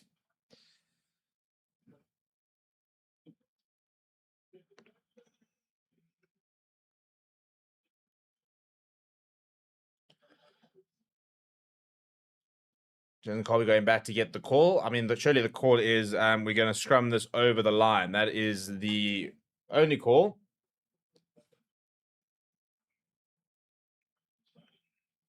Interesting to see when we start to make the subs, whether we're going to look at that 60-minute mark or whether we might see it coming in from the half-time. I think we're going to see a decent outing potentially from Evan Roos. I don't think you'd even begin to risk a Jasper Visa.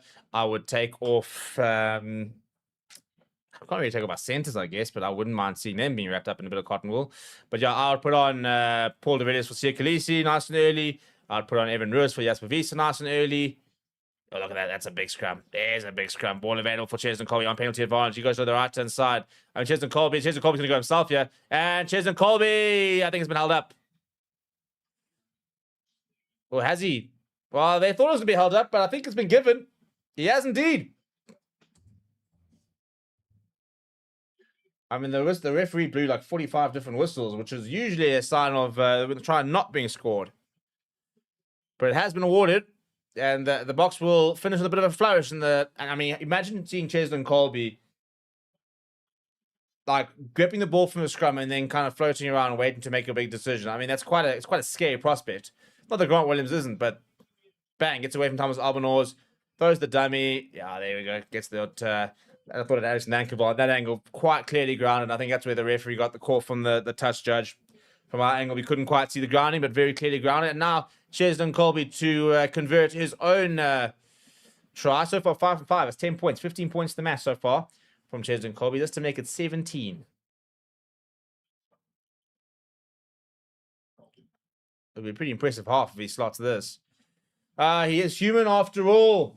Is Cheslin Colby. Right, the kick goes slightly left, and half-time, 40 points to 26. We're going to move to a bit of a break. When we come back, we'll be back for the second half. Please do smash a like on the video. Please do subscribe to the channel.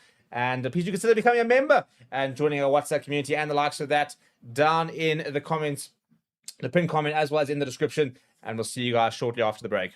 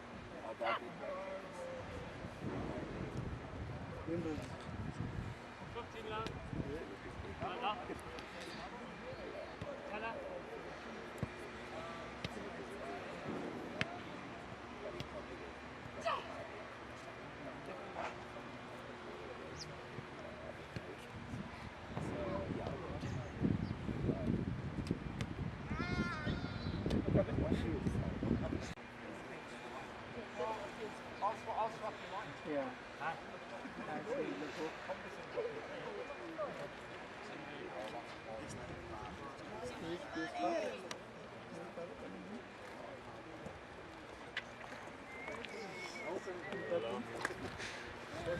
Goed en zo, meneer, goed en zo, meneer. Wat open dit is het wel. Wat open.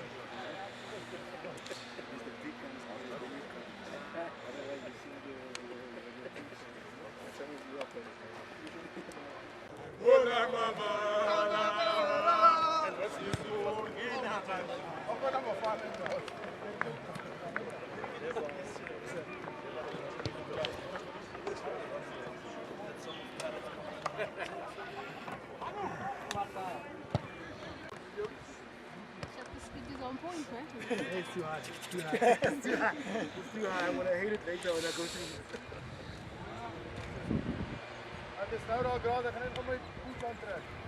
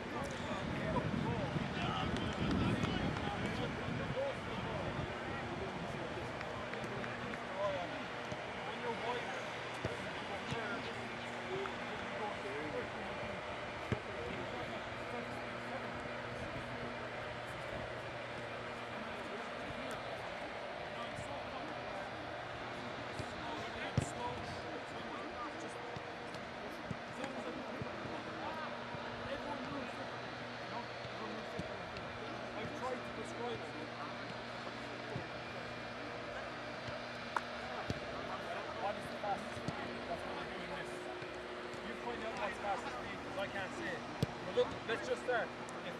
Start off.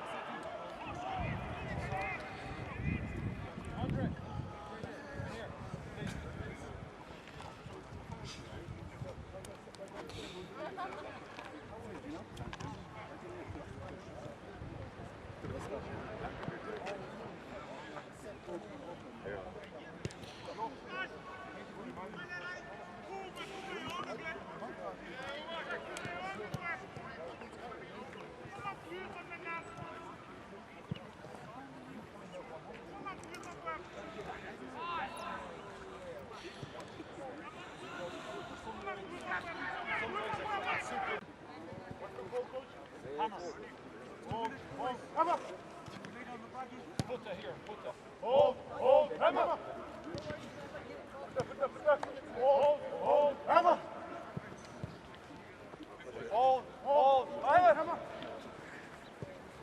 onside, check your onside, check your onside, check your onside.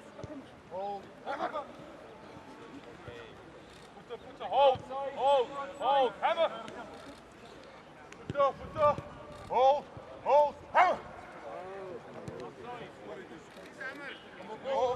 hammer. Hold, hammer.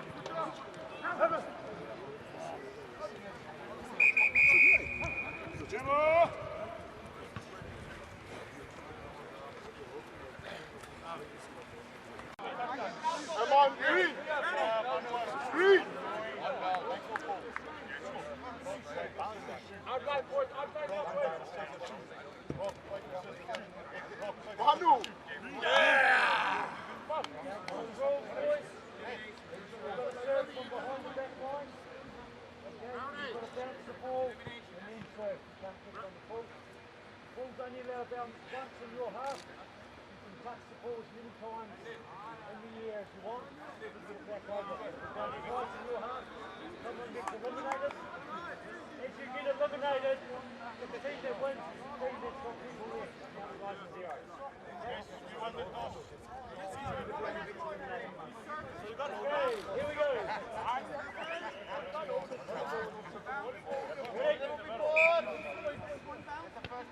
Come on, Ray.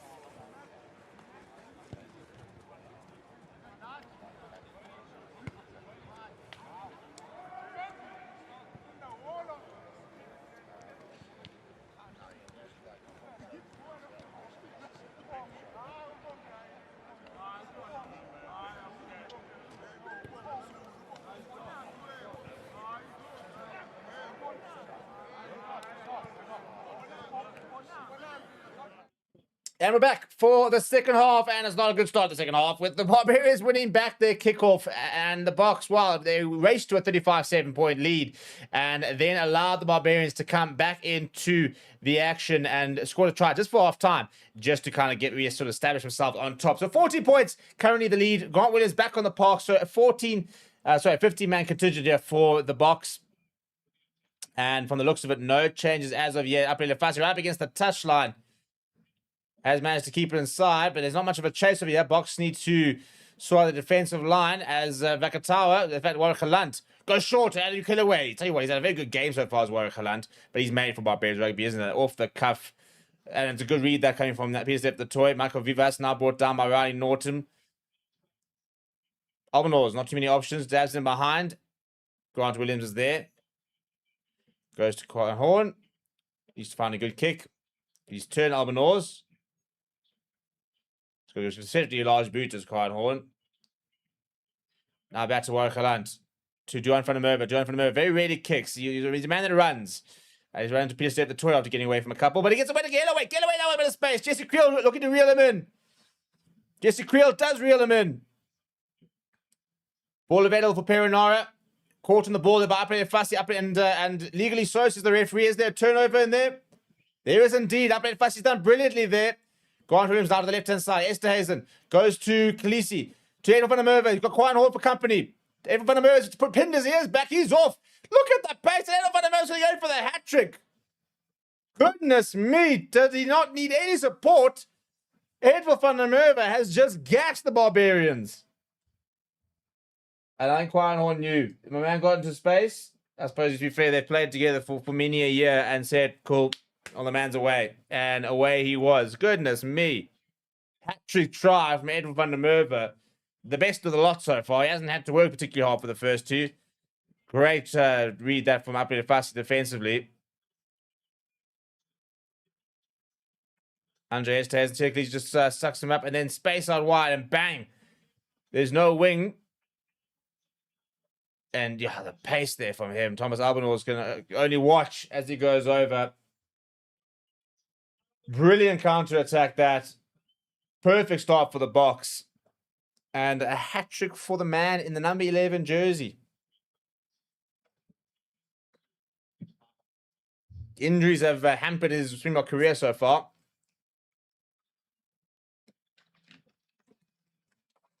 Oh, that's turnover from Jason Colby. Starting to dip as that kicking percentage. He went 5 from 5, and now it's still only 5 from 7. And the scrum cap brigade just gets bigger. Edwin van der Merwe, Kurt Lawrence, Cheslin Colby. It's a bit of an embarrassment of riches at wing. Oh, no, we're going to be having a look at... looking at 15 green up in the Fassi's tackle on Perenara. Could this yet be chalked off and a potential card for foul play? It was on Perenara, I think, and Perenara wasn't very happy. He was asking about it as soon as it happened.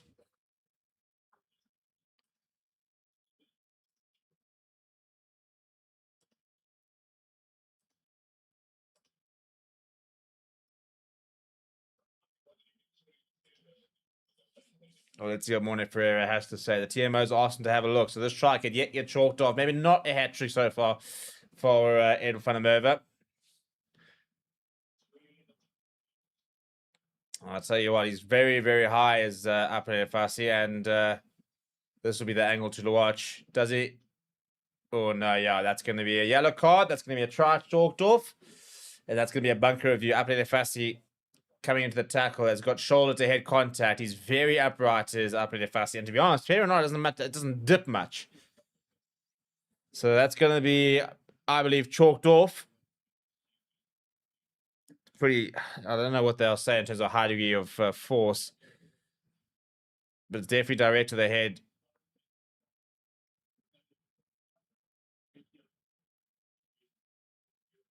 And he's saying there's no level change.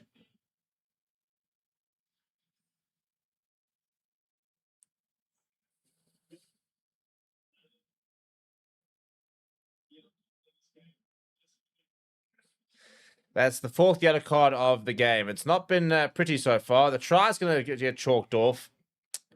And we're going to go back to just outside the 22 for a penalty. That's frustrating, isn't it? Such a good try too. I mean, and he had done the hard yards. He had timed the tackle right at Apre Fassi, but just got the height very wrong.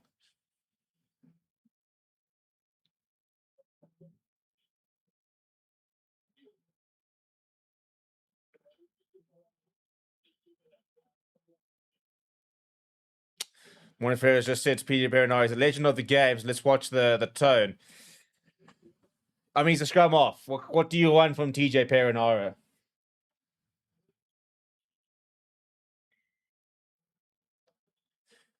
Tap and go, yeah, from Perenara. And lifted high. And Deadpool is a bit of a... I can see the vision, but it's pretty poorly executed. And Quine Horn very well positioned there. And hands up there. I like the vision. The idea was to basically quick tap and just put it into the air and have everybody rush after it, but he put it far too deep, and Quine Horn took it pretty simply and called for the mark. And he'll restart things here.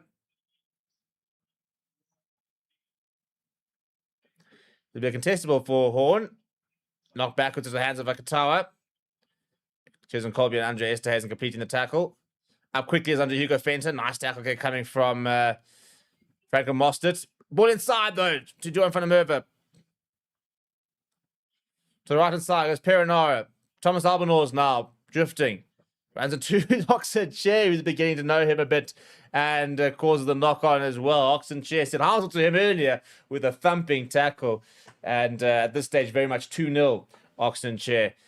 I'm not sure what Albanose was thinking. You know, if you're going to try and find a one-on-one battle there, Oxen Chair would be pretty low on the list of people I would look to try and select. Now here becomes the two props being ready to come on. Evan Ruiz, in fact, all of them got their Vusi Moyo also got his bib off, as does Paul de Villiers. Ben Jason Dixon not quite yet. Vaf de Klerk not quite yet as well. I reckon we'll see this on that. In fact, it's JJ Kotze who's got his bib on. Ben Jason Dixon does have his off. I think, well, they thought about bringing it on for the scrum. Not quite yet, says Rassie Erasmus. Not sure what we're waiting for here. I think we'll see if Andre Hugo Fenter can continue. I don't think so. Looking a little bit groggy is Andre Hugo Fenter. So JJ Kotze, who was ironically one of the two that didn't have his bib off, he's going to come straight on here as the Stormers man replaces the Stormers man.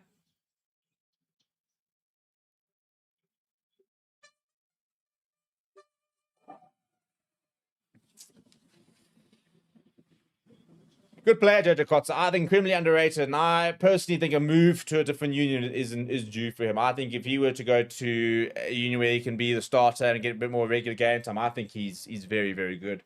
Obviously, he is rated. He's in the Springboks at the moment, but there is also no Jan Gqeberha, no Malcolm Marks here, no, not gone the Gqeberha option, not gone Markham and Stardent option, not gone the Dion Free option, and I don't think got the Hendrik Vessels option.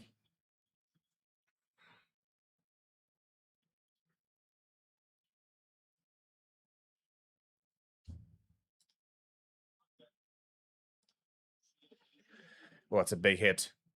And there's the scrum. Massive scrum. Massive scrum. They're basically running with the ball here. Grant Williams goes himself. Grant Williams cuts inside one. Pops it up to Jasper Visa. Good support play. Still going as Jasper Visa. Now to Quiet Horn. To Jesse Creel. Inside ball. Bit of a fumble there from Jason Colby. Penalty. The turnover was all right. And he's down, staying down as Jason Colby. This is where this is where Barbarians games start to scare me, because the game is done as far as I'm concerned. We've had 45 minutes. I mean, it's 40 minutes left in the park, but the last thing we need to see is Jason Colby going down. That's why they basically said they're not risking Mani Liebach. They said that happened with Oxen Chair.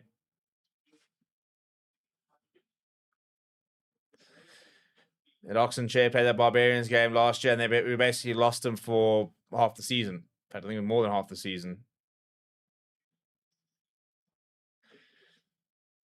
The Bananas are in the stadium here. And my man in the Bananas just won a 5,000 voucher. So they'll say it was a good investment. Good return on investment, that. For those watching, please do smash like on the video. Welcome to all our new members who have been joining. If you'd like to join the members club, please do. The link is in the pinned comment there, as well as in the description. Lots of different perks within the members club. Big one is you can join our WhatsApp community, which is starting to grow and going to start really scaling up with lots of cool things coming into that community. Bit of an awkward line that from JJ Kotze, but it eventually finds Peter Steph the toy, and now they're on the run with the rolling maul. Still going, still going. Peel to the left-hand side, now still going. JJ Kotze managing it well at the back there. Still going is the maul. Kolisari now coming through. Kolisari seems to have the ball. Now Rod Williams needs to get that ball out. There's a penalty advantage, but I don't think that ball's coming out at this stage. And it is a penalty, so not coming through the middle is what the referee has said. So Quiet Horn will be able to just top this into touch and a bit further down.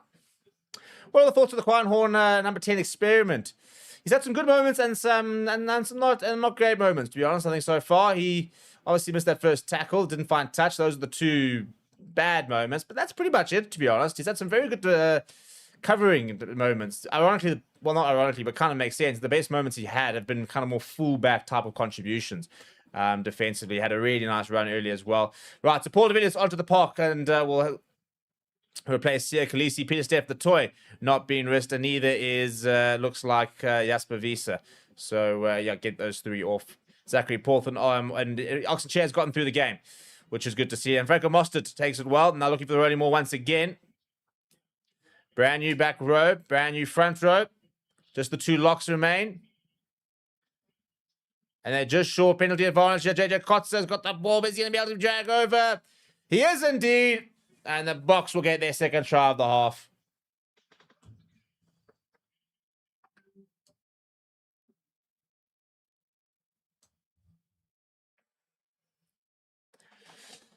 And next time that try will not be chalked off. JJ Kotze, just come onto the park.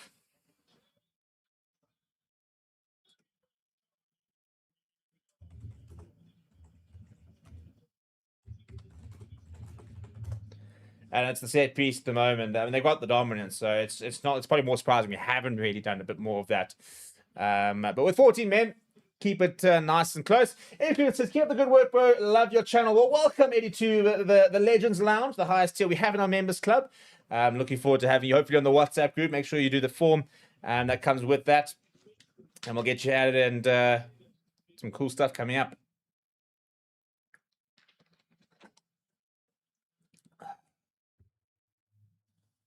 Cheslin Colby, come on, let's get this going back on. Yeah, Cheslin. It's a bit better. That's more up to our standards. 47 points to 26. Good kick that from Cheslin. That's probably been one of the bigger wins so far of this game. As Cheslin Colby's goal kicking becoming a genuine option. The man is 6 from 8. It's a pretty good conversion rate from the wing.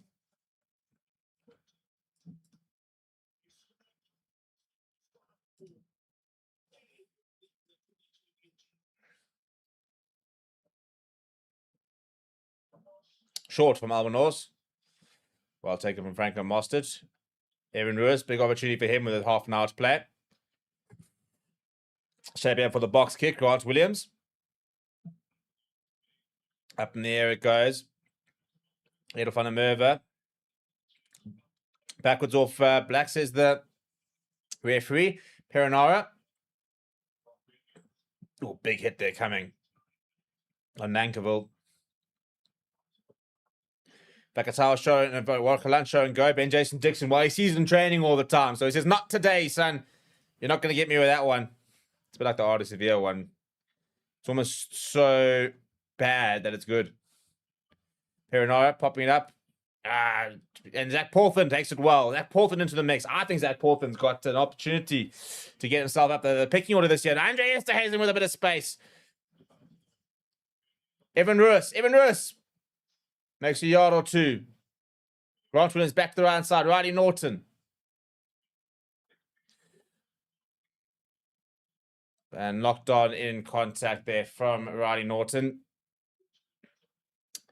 So scrum for the new front row. Interesting to see how this front row goes. And Suka Tunu and Zachary Porthan. Very mobile front row.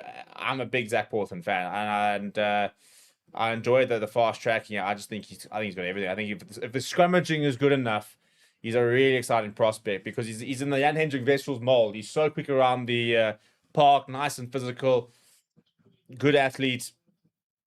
And I think obviously a nice leader, captain at junior levels. No Brunners yet. Unfortunately, I wasn't very organised to get the Brunners all into the office and the likes of that. I had a beer earlier, but the Brunners will have to wait till a bit later. Got some golf to watch later. There's actually some decent sport on. Obviously, a bit of FIFA World Cup. And Tommy saying, this is good, go Bokke. Michael saying to answer you scored. JJ Kotze scored. Edel van der Merwe scored. Riley Norton scored. Peter Steph the Toy has scored. Cheslin Colby has scored. Who have I missed out so far? I think that's about it so far.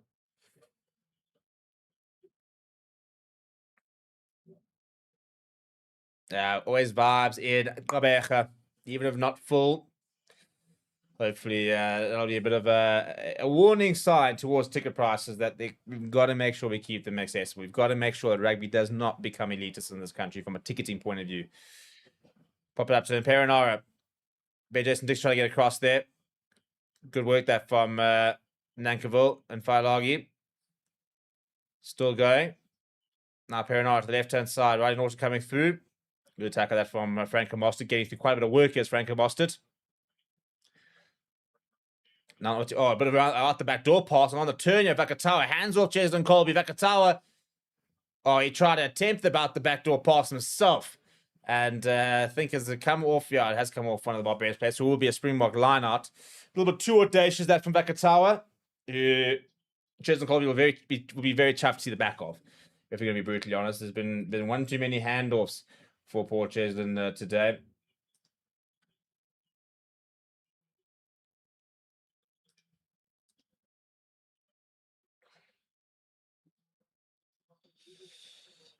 Joe Kotze so far almost a bit of a sketchy first line, but apart from that, he's been pretty solid. At line of time, Franco Mostert is the target, and Franco Mostert takes that and pops it up for Evan Roos coming around the corner. Evan Roos with a bit of space. Evan Roos still going. Now Williams goes to Jesse Creel. Jesse Creel down the angle. Makes a couple of yards. Good work this now. Quan Horn definitely wanted it. Now to Tukakulu, pushing people out the way. Tooks, as Rassie calls him. Evan Roos. Boks on the front foot. Rod Williams looking at options. Goes back to Ntukakulu. Good tackle on him, and I think lost in the contact. Now, not sure those offloads are all, but Albanor's been dumped by Cheslin Colby. And they'll go back for the initial knock-on. A bit frustrating that. Good momentum.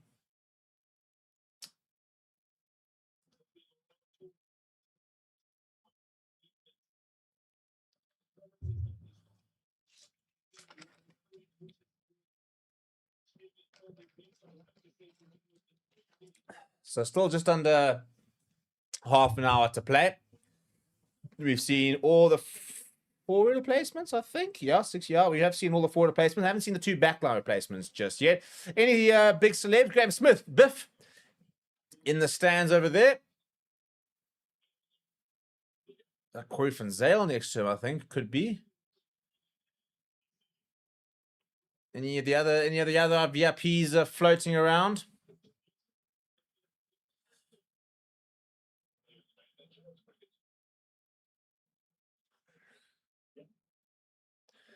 Right, so here comes Adrian Gqeberha. He's going to come back onto the park here. And a couple of subs as well for the Barbarians being lined up. Ntukakulu getting a bit of treatment to his face. And Vusi Moya's going to come on. Now, this will be interesting to see who they take off here. Personally, I would probably look to take off Apelele Fassi and give Quan Horn 25 minutes at fullback and protect Fassi and make sure we keep our 15 options nice and fresh. But talented boy, this one, Vusi. More kind of in the Andre Pollard mold than maybe your Monty Liebach mold, for example. Very traditional, solid fly half. Big boy. My man's large. Good defender, very good boot, very reliable boot, good goal kicker. Very much test match type of fly half is Vusi Moyo.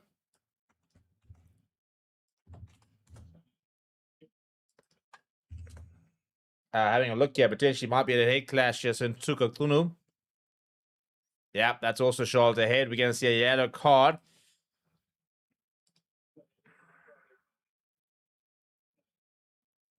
Yeah, so that's going to be turned over. It's going to be a penalty. It's going to be a yellow card, yeah, I reckon, for, I think it looks like Elliot D.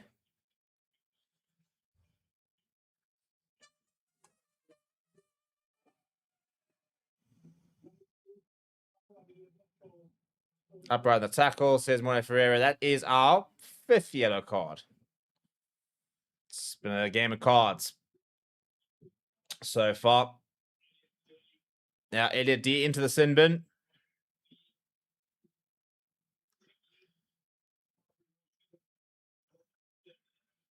Yeah, so Quan Horn stayed on here. That's what I thought we might see, actually. I think Apelele Fassi, by my guess, has gone off, and Quan Horn will likely go to fullback, which I think is the right call. If you want to try and build depth, you know, you've now seen him at fly half, give him 25 minutes at fullback. It is definitely his better position. Quan Horn at fullback.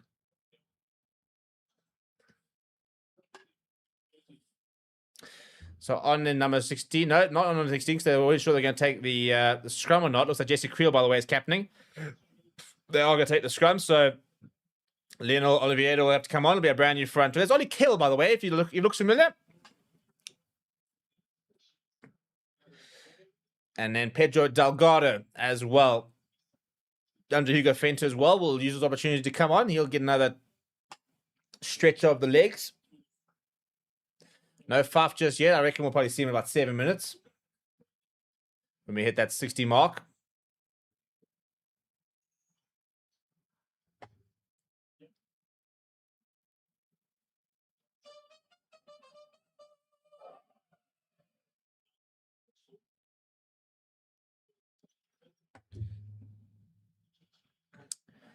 Right, so there's Andre Esterhazen. There's Apelele Fassi's been replaced. Doesn't look very chuffed with laughter, Apelele Fassi. But Vusi Moya, what a moment for him. General, you know, a proper general within that SA under 20 side.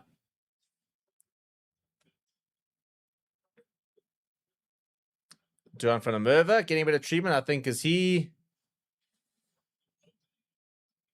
I think it might be his game over. Summer Roger could be on here.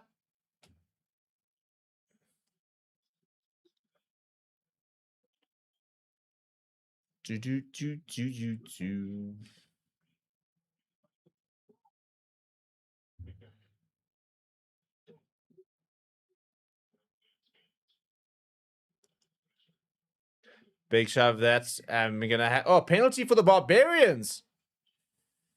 Well, that's a big moment. Not a good moment for the Springbok front row, but Ollie Cable and Pedro Delgado have just come on, and Ollie Cable, well, he'll enjoy that. Getting a bit long in the tooth these days, Ollie Cable. 34 years of age.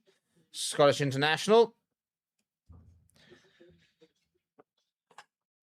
Very well taken. Quan Horn keeps that ball in, and this is where he can be so dangerous on the counter-attack. It's still going as Quan Horn.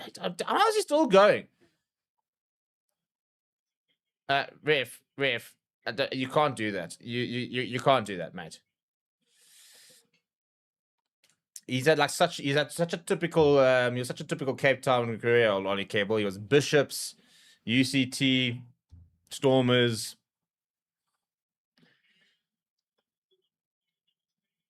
And then off he went overseas. Well, here he comes. You can hear the crowd going wild, and that is because man like Faf de Klerk is onto the park.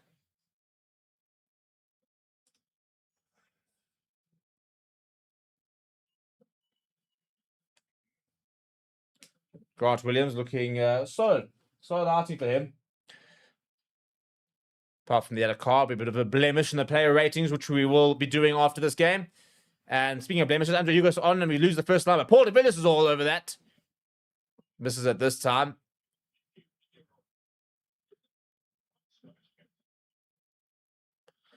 And walking a bit gingerly is Franco Mostert.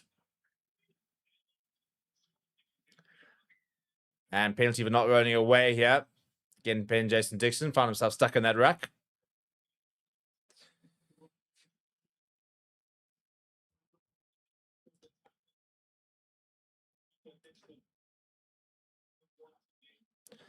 And Harry Plummer's onto the park as well. So the Boks have emptied their bench. And almost emptied their bench here, Barbarians. 28 years old, Harry Plummer. Man from Auckland. Just the one single cap for the All Blacks. And Mostert is down and receiving a bit of treatment. Not sure he's going to be able to continue. Look, he got up very, very gingerly. Didn't look happy. He's been a solid game as Franco Mostert. 17 appearances over in Japan this season. And I'm going to go check his stats right now, and I bet you we'll be looking at north of 10 tackles. I'll be very surprised if we're not. He just quietly gets on with it as Franco Mostert. Yeah. Not quite 10 tackles. 8 out of 9 so far. Mr. Consistency.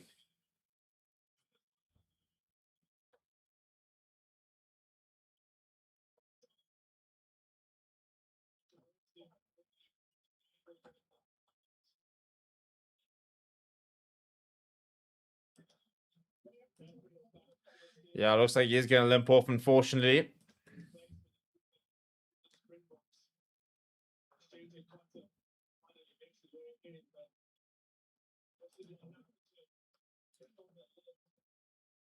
Yeah, just as he comes down for the line out, I think he's lands a bit awkwardly. Hopefully nothing too serious.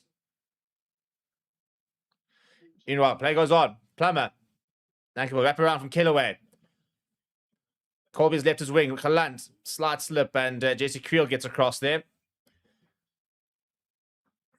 Quite industrious game, I reckon, Jesse Creel. A couple of good tackles. It hasn't been that really had much to do with ball in hand. Andre Estes, we haven't seen much of him this second half. A little chip it ahead from Andy Kellaway.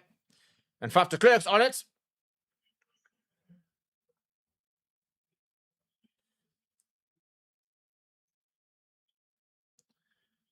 Zach Porthen. Ball available for Faf de Klerk. Short to Evan Ruiz. Evan Ruiz still going.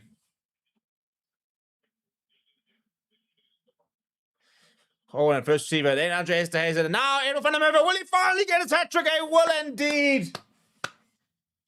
The third one was chalked off. The man has crossed the whitewash 4 times for his hat trick. This one, however, will count. And deserved. Very deserved.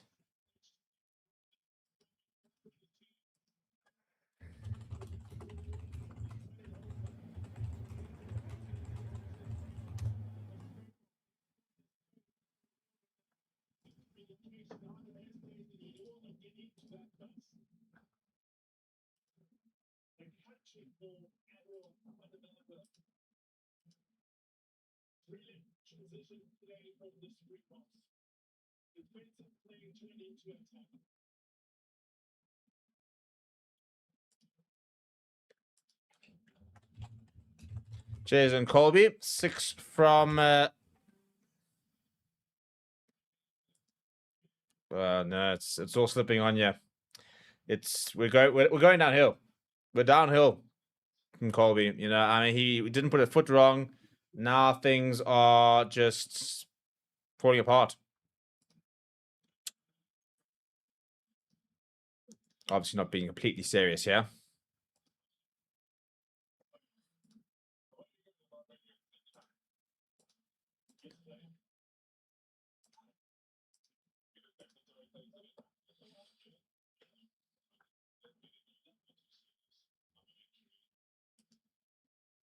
Ball over the top. Edel van der Merwe will give chase. And knocked on in the call. We'll have another scrum here, which has not gone particularly well since our replacement front row. Might be a bit of a blemish for them.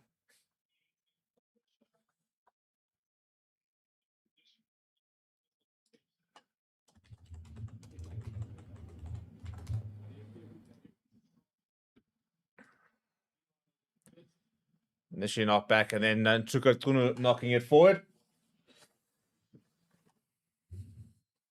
Still 20 minutes to go. I feel like it's been a long game.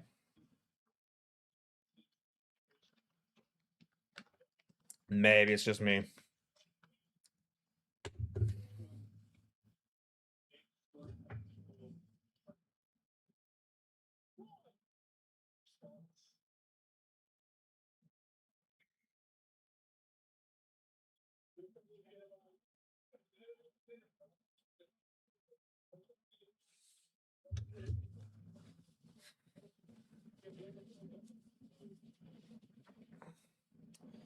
Come on, let's get a big scrum, yeah.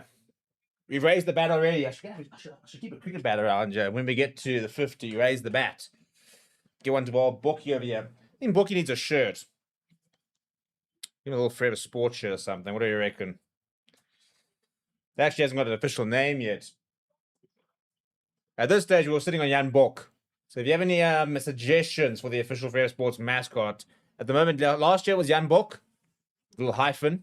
But not finalized. So any suggestions are welcome. Ball over the top, and Jesse Creel can't gather. Vakatawa's there. Vakatawa. Jesse Creel says no. Good tackle that from him. Desperate tackle from Jesse Creel. Counter coming from Ben Jason Dixon. That's Paul de Villiers. That's really good work there from Paul de Villiers. Oh, he was a good line being run. TJ Perinara pops it up, and he almost gets through. Before Nstuka falls on him. Wouldn't want him there. Faialagi now. Boks under pressure. JJ Cott's trying to get over that ball, slow things down. Perinara looking at his options. And Jay Stays and makes a good tackle on Perinara. Oh, no, that's well read. And then Jason Dixon, Zach Portman shuts the door on that. Vakatawa wants it. Vakatawa will not get it. They go to the right hand side. PSF throw it up quickly. Still advantage at the moment. Back is Nankerville. JJ Kotza up to the challenge. Penalty advantage for not rolling. Ball pops up for Vakatawa. Ball over the top. It'll find a move. Can't quite get it. Andrew Killaway will have another walk in. So the Barbarians will get another try. How does my man get a Barbarians jersey? I've never seen them in the shops. Not sure I have Barbarian jersey money at the moment, but ball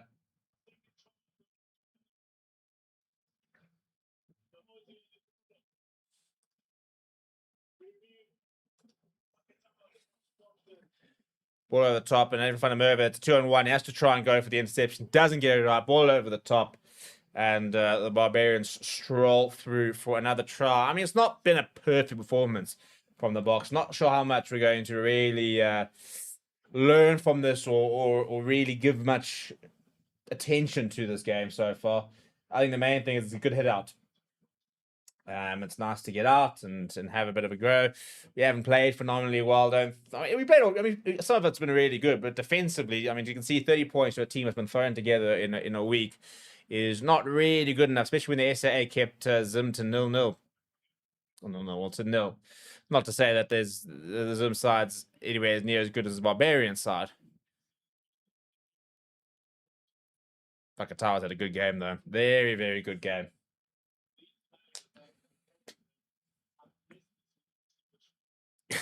The contrast there, you got the one fan who's literally head in his hand, and the Barbarians fan on his feet. Vusi Moya taking over the kickoff duties. Lifts that high in the air. And Steph the toys there. It's gone straight to their hands and straight into his hands. Looked like a set move there. Ball available for Faf de Klerk. Zach Portman saw a bit of a heart, looking for the offload, then goes himself. Strong carry from Zach Portman. Ball available now for Faf de Klerk. Vusi Moya under a bit of pressure. Steps inside, gets away to Paul de Villiers. And back to Vusi Moya. Vusi Moya. Oh, I'll tell you what. Well, I'll say he's not necessarily known for his handling, but that is a brilliant piece of work from Vusi Moyo. Deft hands. And Faf de Klerk goes under the poles.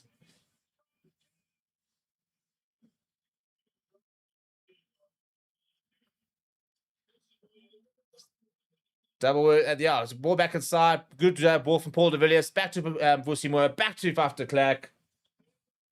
Really, really good work, that. Very, very good work from Vusi Moya. And that's instinctive. So you want to see that from the under 20s? Oh, give him the kicking duties here. Cheson's gonna pop this over. Cheson's saying, no, man. Felix Jones watching on. I mean, come on, you should give this to Vusi and get him some XP over here. He'll try assist for Vusi Moya in his first appearance for the Boks.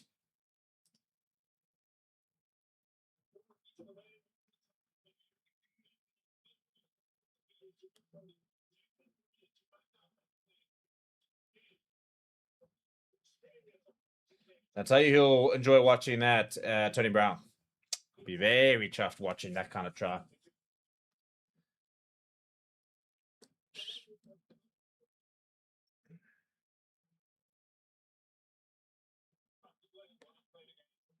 Apre Fassi back on the park. Are we doing rolling subs here or something?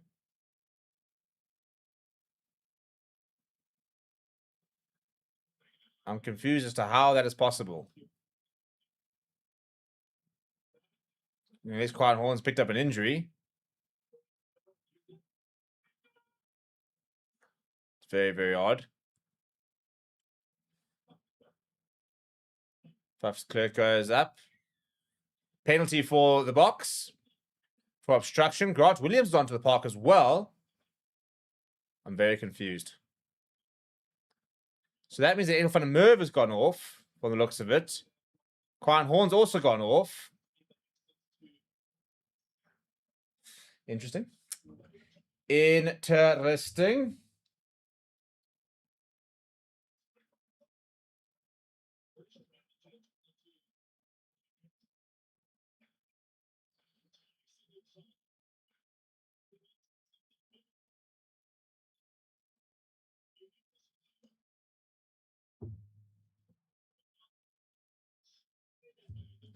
Good line at that. Pick up and go from Peter Steph to Toy. Very big shift from him. He's back on the park for Franklin Master. Paul de Villiers comes back inside. Good graph there for him. Faf de Klerk now to Evan Roos.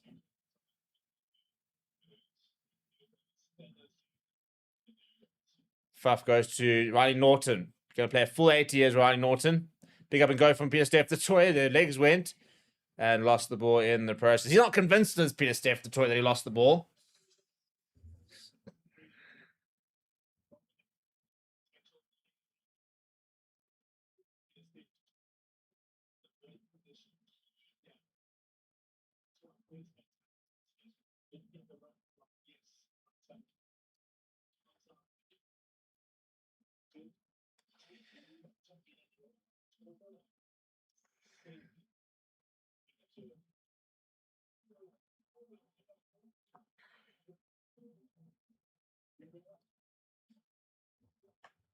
Break and play. I want to drop a link, by the way. You guys can go start rating your players there on My Picks, and we'll be going straight to our player rating show.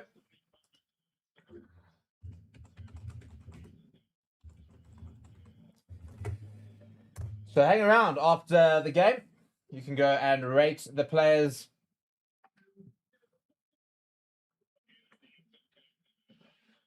Give them a rating between 1 and 10, and that'll generate a little graphic which has all your ratings as well as the fan ratings. You can share with all your mates, see what they have to say, see where you guys differ, see where you guys are the same. Nominate your man of the match.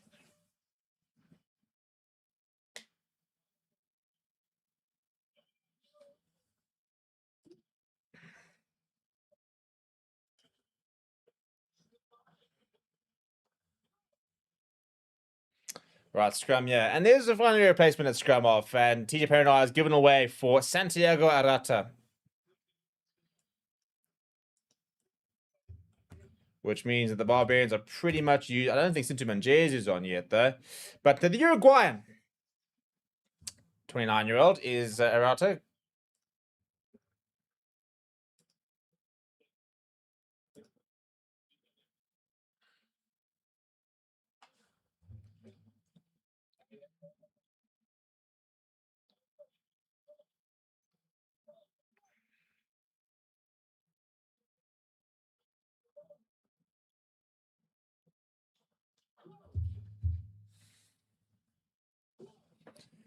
Twelve minutes left on the clock. Arata feeds. And penalty for the Boks. That's a bit better from the replacement front row. Getting the better there of Pedro Delgado on the front on the Lucid side. So into Tuka Tunu.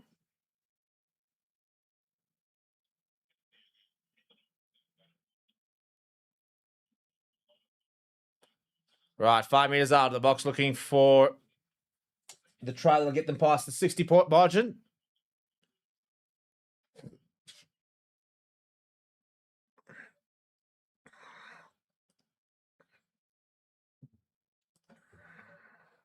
Why is my yellow card still showing? It has gone there. Back to a full contingent. I think it was actually supposed to be showing for the Barbarians until recently. Ball over the top. That's good work there from Ryan Norton, McCante, Klinik, and Evan Roos.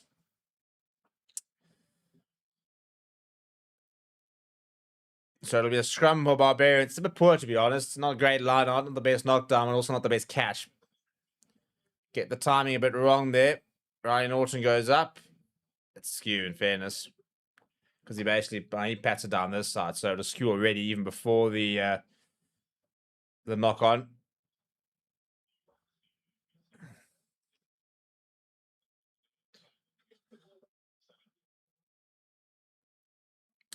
couple of great high kids, great college there.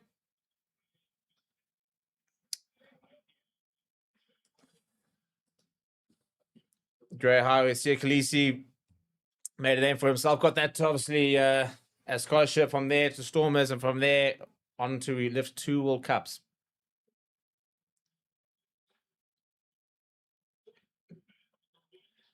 Well, last time we had a scrum, we got a penalty. So let's see what into the left-hand side of Rata goes. Nankivell, he's carried very, very well all day. Been an industrial day for the number 12. Delgado now. Ball available for Arata. Bit of a snap kick that from him. And lost forward that from Apele Fassi. Not quite managed to get there. Went for the dive. Looking to take it quickly as Andrew Kellaway decides against us. We're into the last 10 minutes. So, yeah. Hope you guys are all on my picks and getting your player ratings in.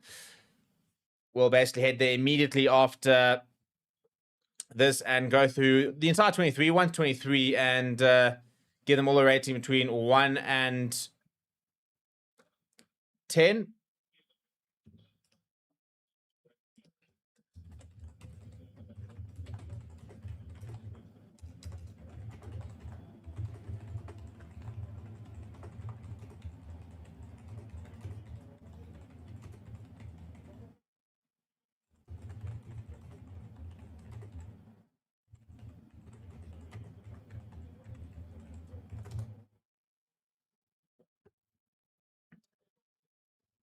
Ollie Cable up against Zach Paulson, and Pedro Delgado up against Instuko. So good to see Nkuno back in a Bokke jersey. Didn't feature at all last year due to injury, although, I mean, Rassie kept threatening, saying he was going to be back, and he's almost back, but didn't quite manage to get back. But I think he's in for a big season. He's highly rated by the Bokke coaches. And if he can get a bit of a run, I think that between Oxenchair, Gerard Stennekamp, himself, Jan Hendrik Wessel, that's a huge scrum, massive scrum, man. Penalty for the Boks. That's what we do. That's the bread and butter. That's how Don Human makes the millions. Not the farm, that's just a hobby. That's what Don Human does.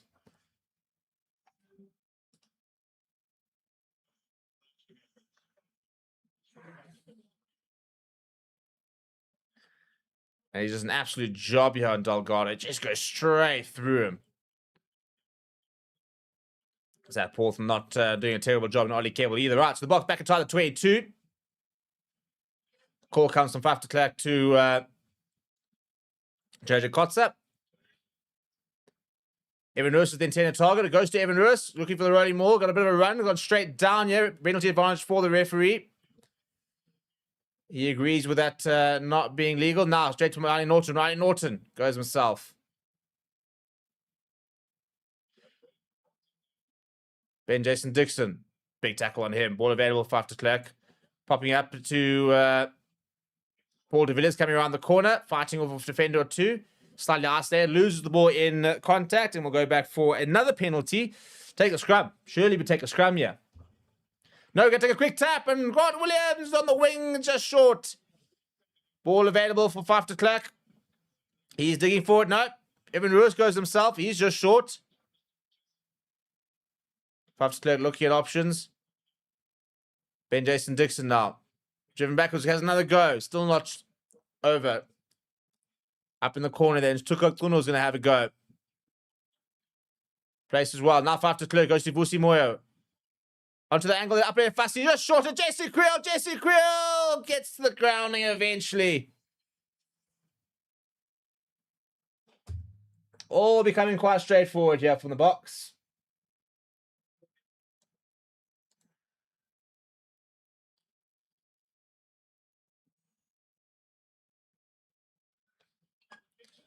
A bit of a quiet game as Jesse Creel made a couple of good tackles. Had a couple of carries, but nothing too spectacular. Good line being run by Apele Fassi. Just turns the shoulder of Bakatawa, and then by the time Jesse Creel gets it, still got a little bit to do, but does so very comfortably.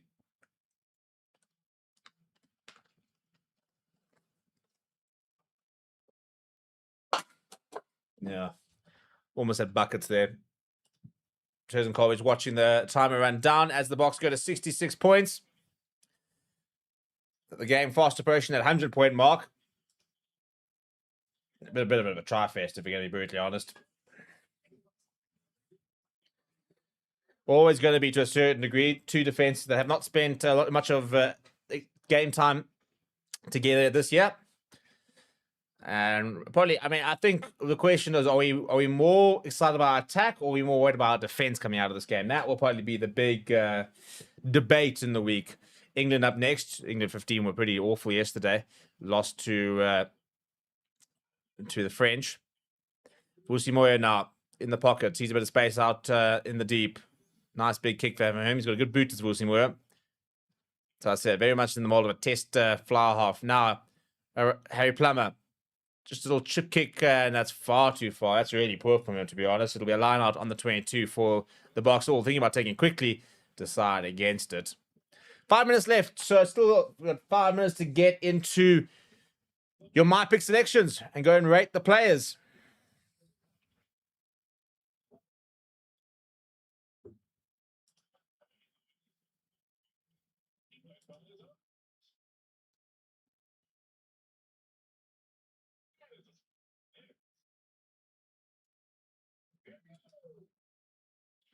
Good take that from Steph the toy. Esterhuizen barrels through. Esterhuizen knocks off Andrew Kellaway and goes over. Now, here's the Esterhuizen that we know. The absolute bulldozer that is the Springbok number 12. Stand in his way at your own peril.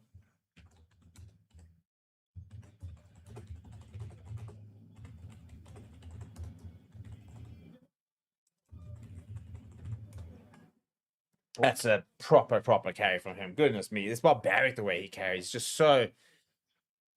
Boom! One, thank you very much. Bursts through.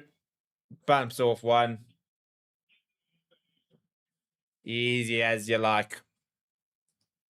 Oh, jeepers. And I mean, he's bumping off Lachlan Bokke. It's not like he's bouncing off of the replacement scrum off. That is the flag. And a bit of space for JJ Kotze off the kickoff. Boks past 70. Do they have one more in the locker? Can they get to 80? Vusi Moyo. Behind Apele Lefasi.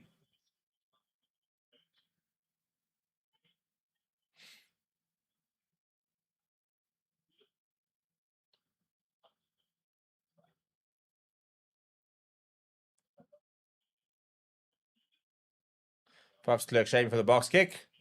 There it goes. Swirling at Peter Steph the toys and they give chase. It's allowed to bounce and he takes it almost brilliantly. Then eventually locks it on. Lock on advantage as Warchalant.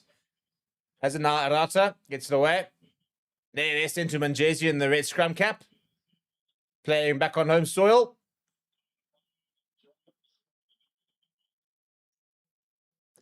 Now Failagi brought down by the two centres. Portavillas hasn't quite got that turnover yet, Portavillas, but he's looking for it. And a bit of space. Jesse Creel will reel him in. Bring down Alex Nankiville. Oh, little hands there. Hands from the Barbarians. Now goes with loose. Warchalant gets away from Evan Ruiz. Knocked ahead by Grant Williams. Accidentally this time. Otherwise, he would be looking at a red card. Little chip and chase. Samasoni Vajra. Oh, he almost made this to regather. Not quite. Knockout for the Boks. And with 2 minutes to go, we'll have a scrum, which means penalty. And maybe the last try is potentially still on.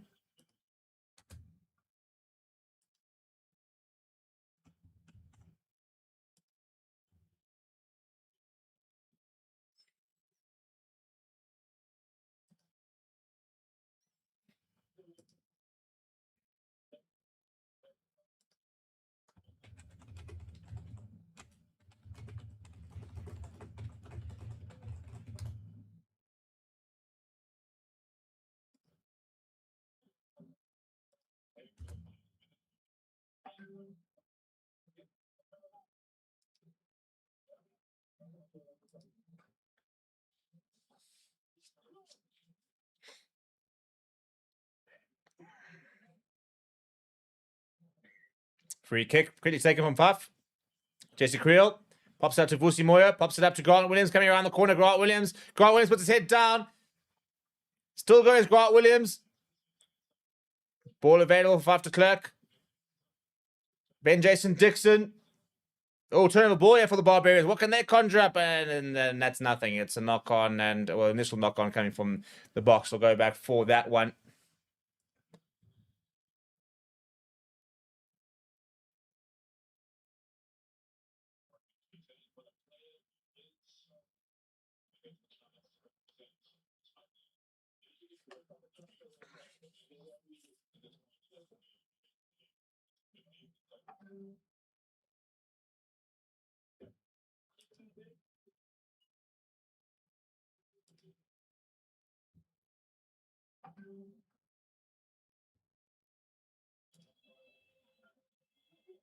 There goes the hooter. So final play of the match.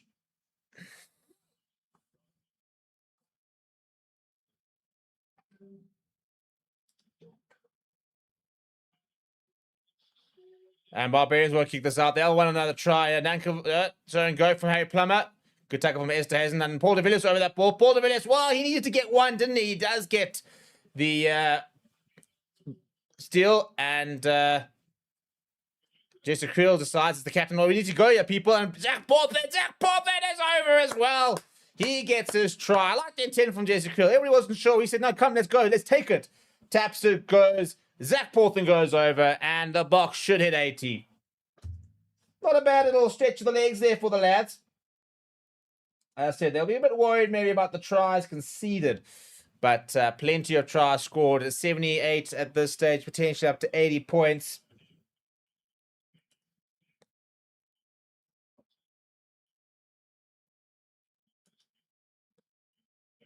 Cool, just taking it to the line, popping it up short for Zach Portland.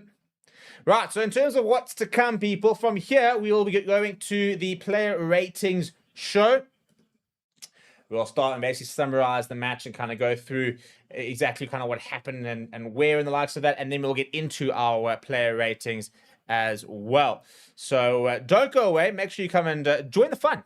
Join the fun there in the player ratings. It's you know, we kind of throw it out to you guys. And see what you guys think. We kind of give everybody the option to give them a rating.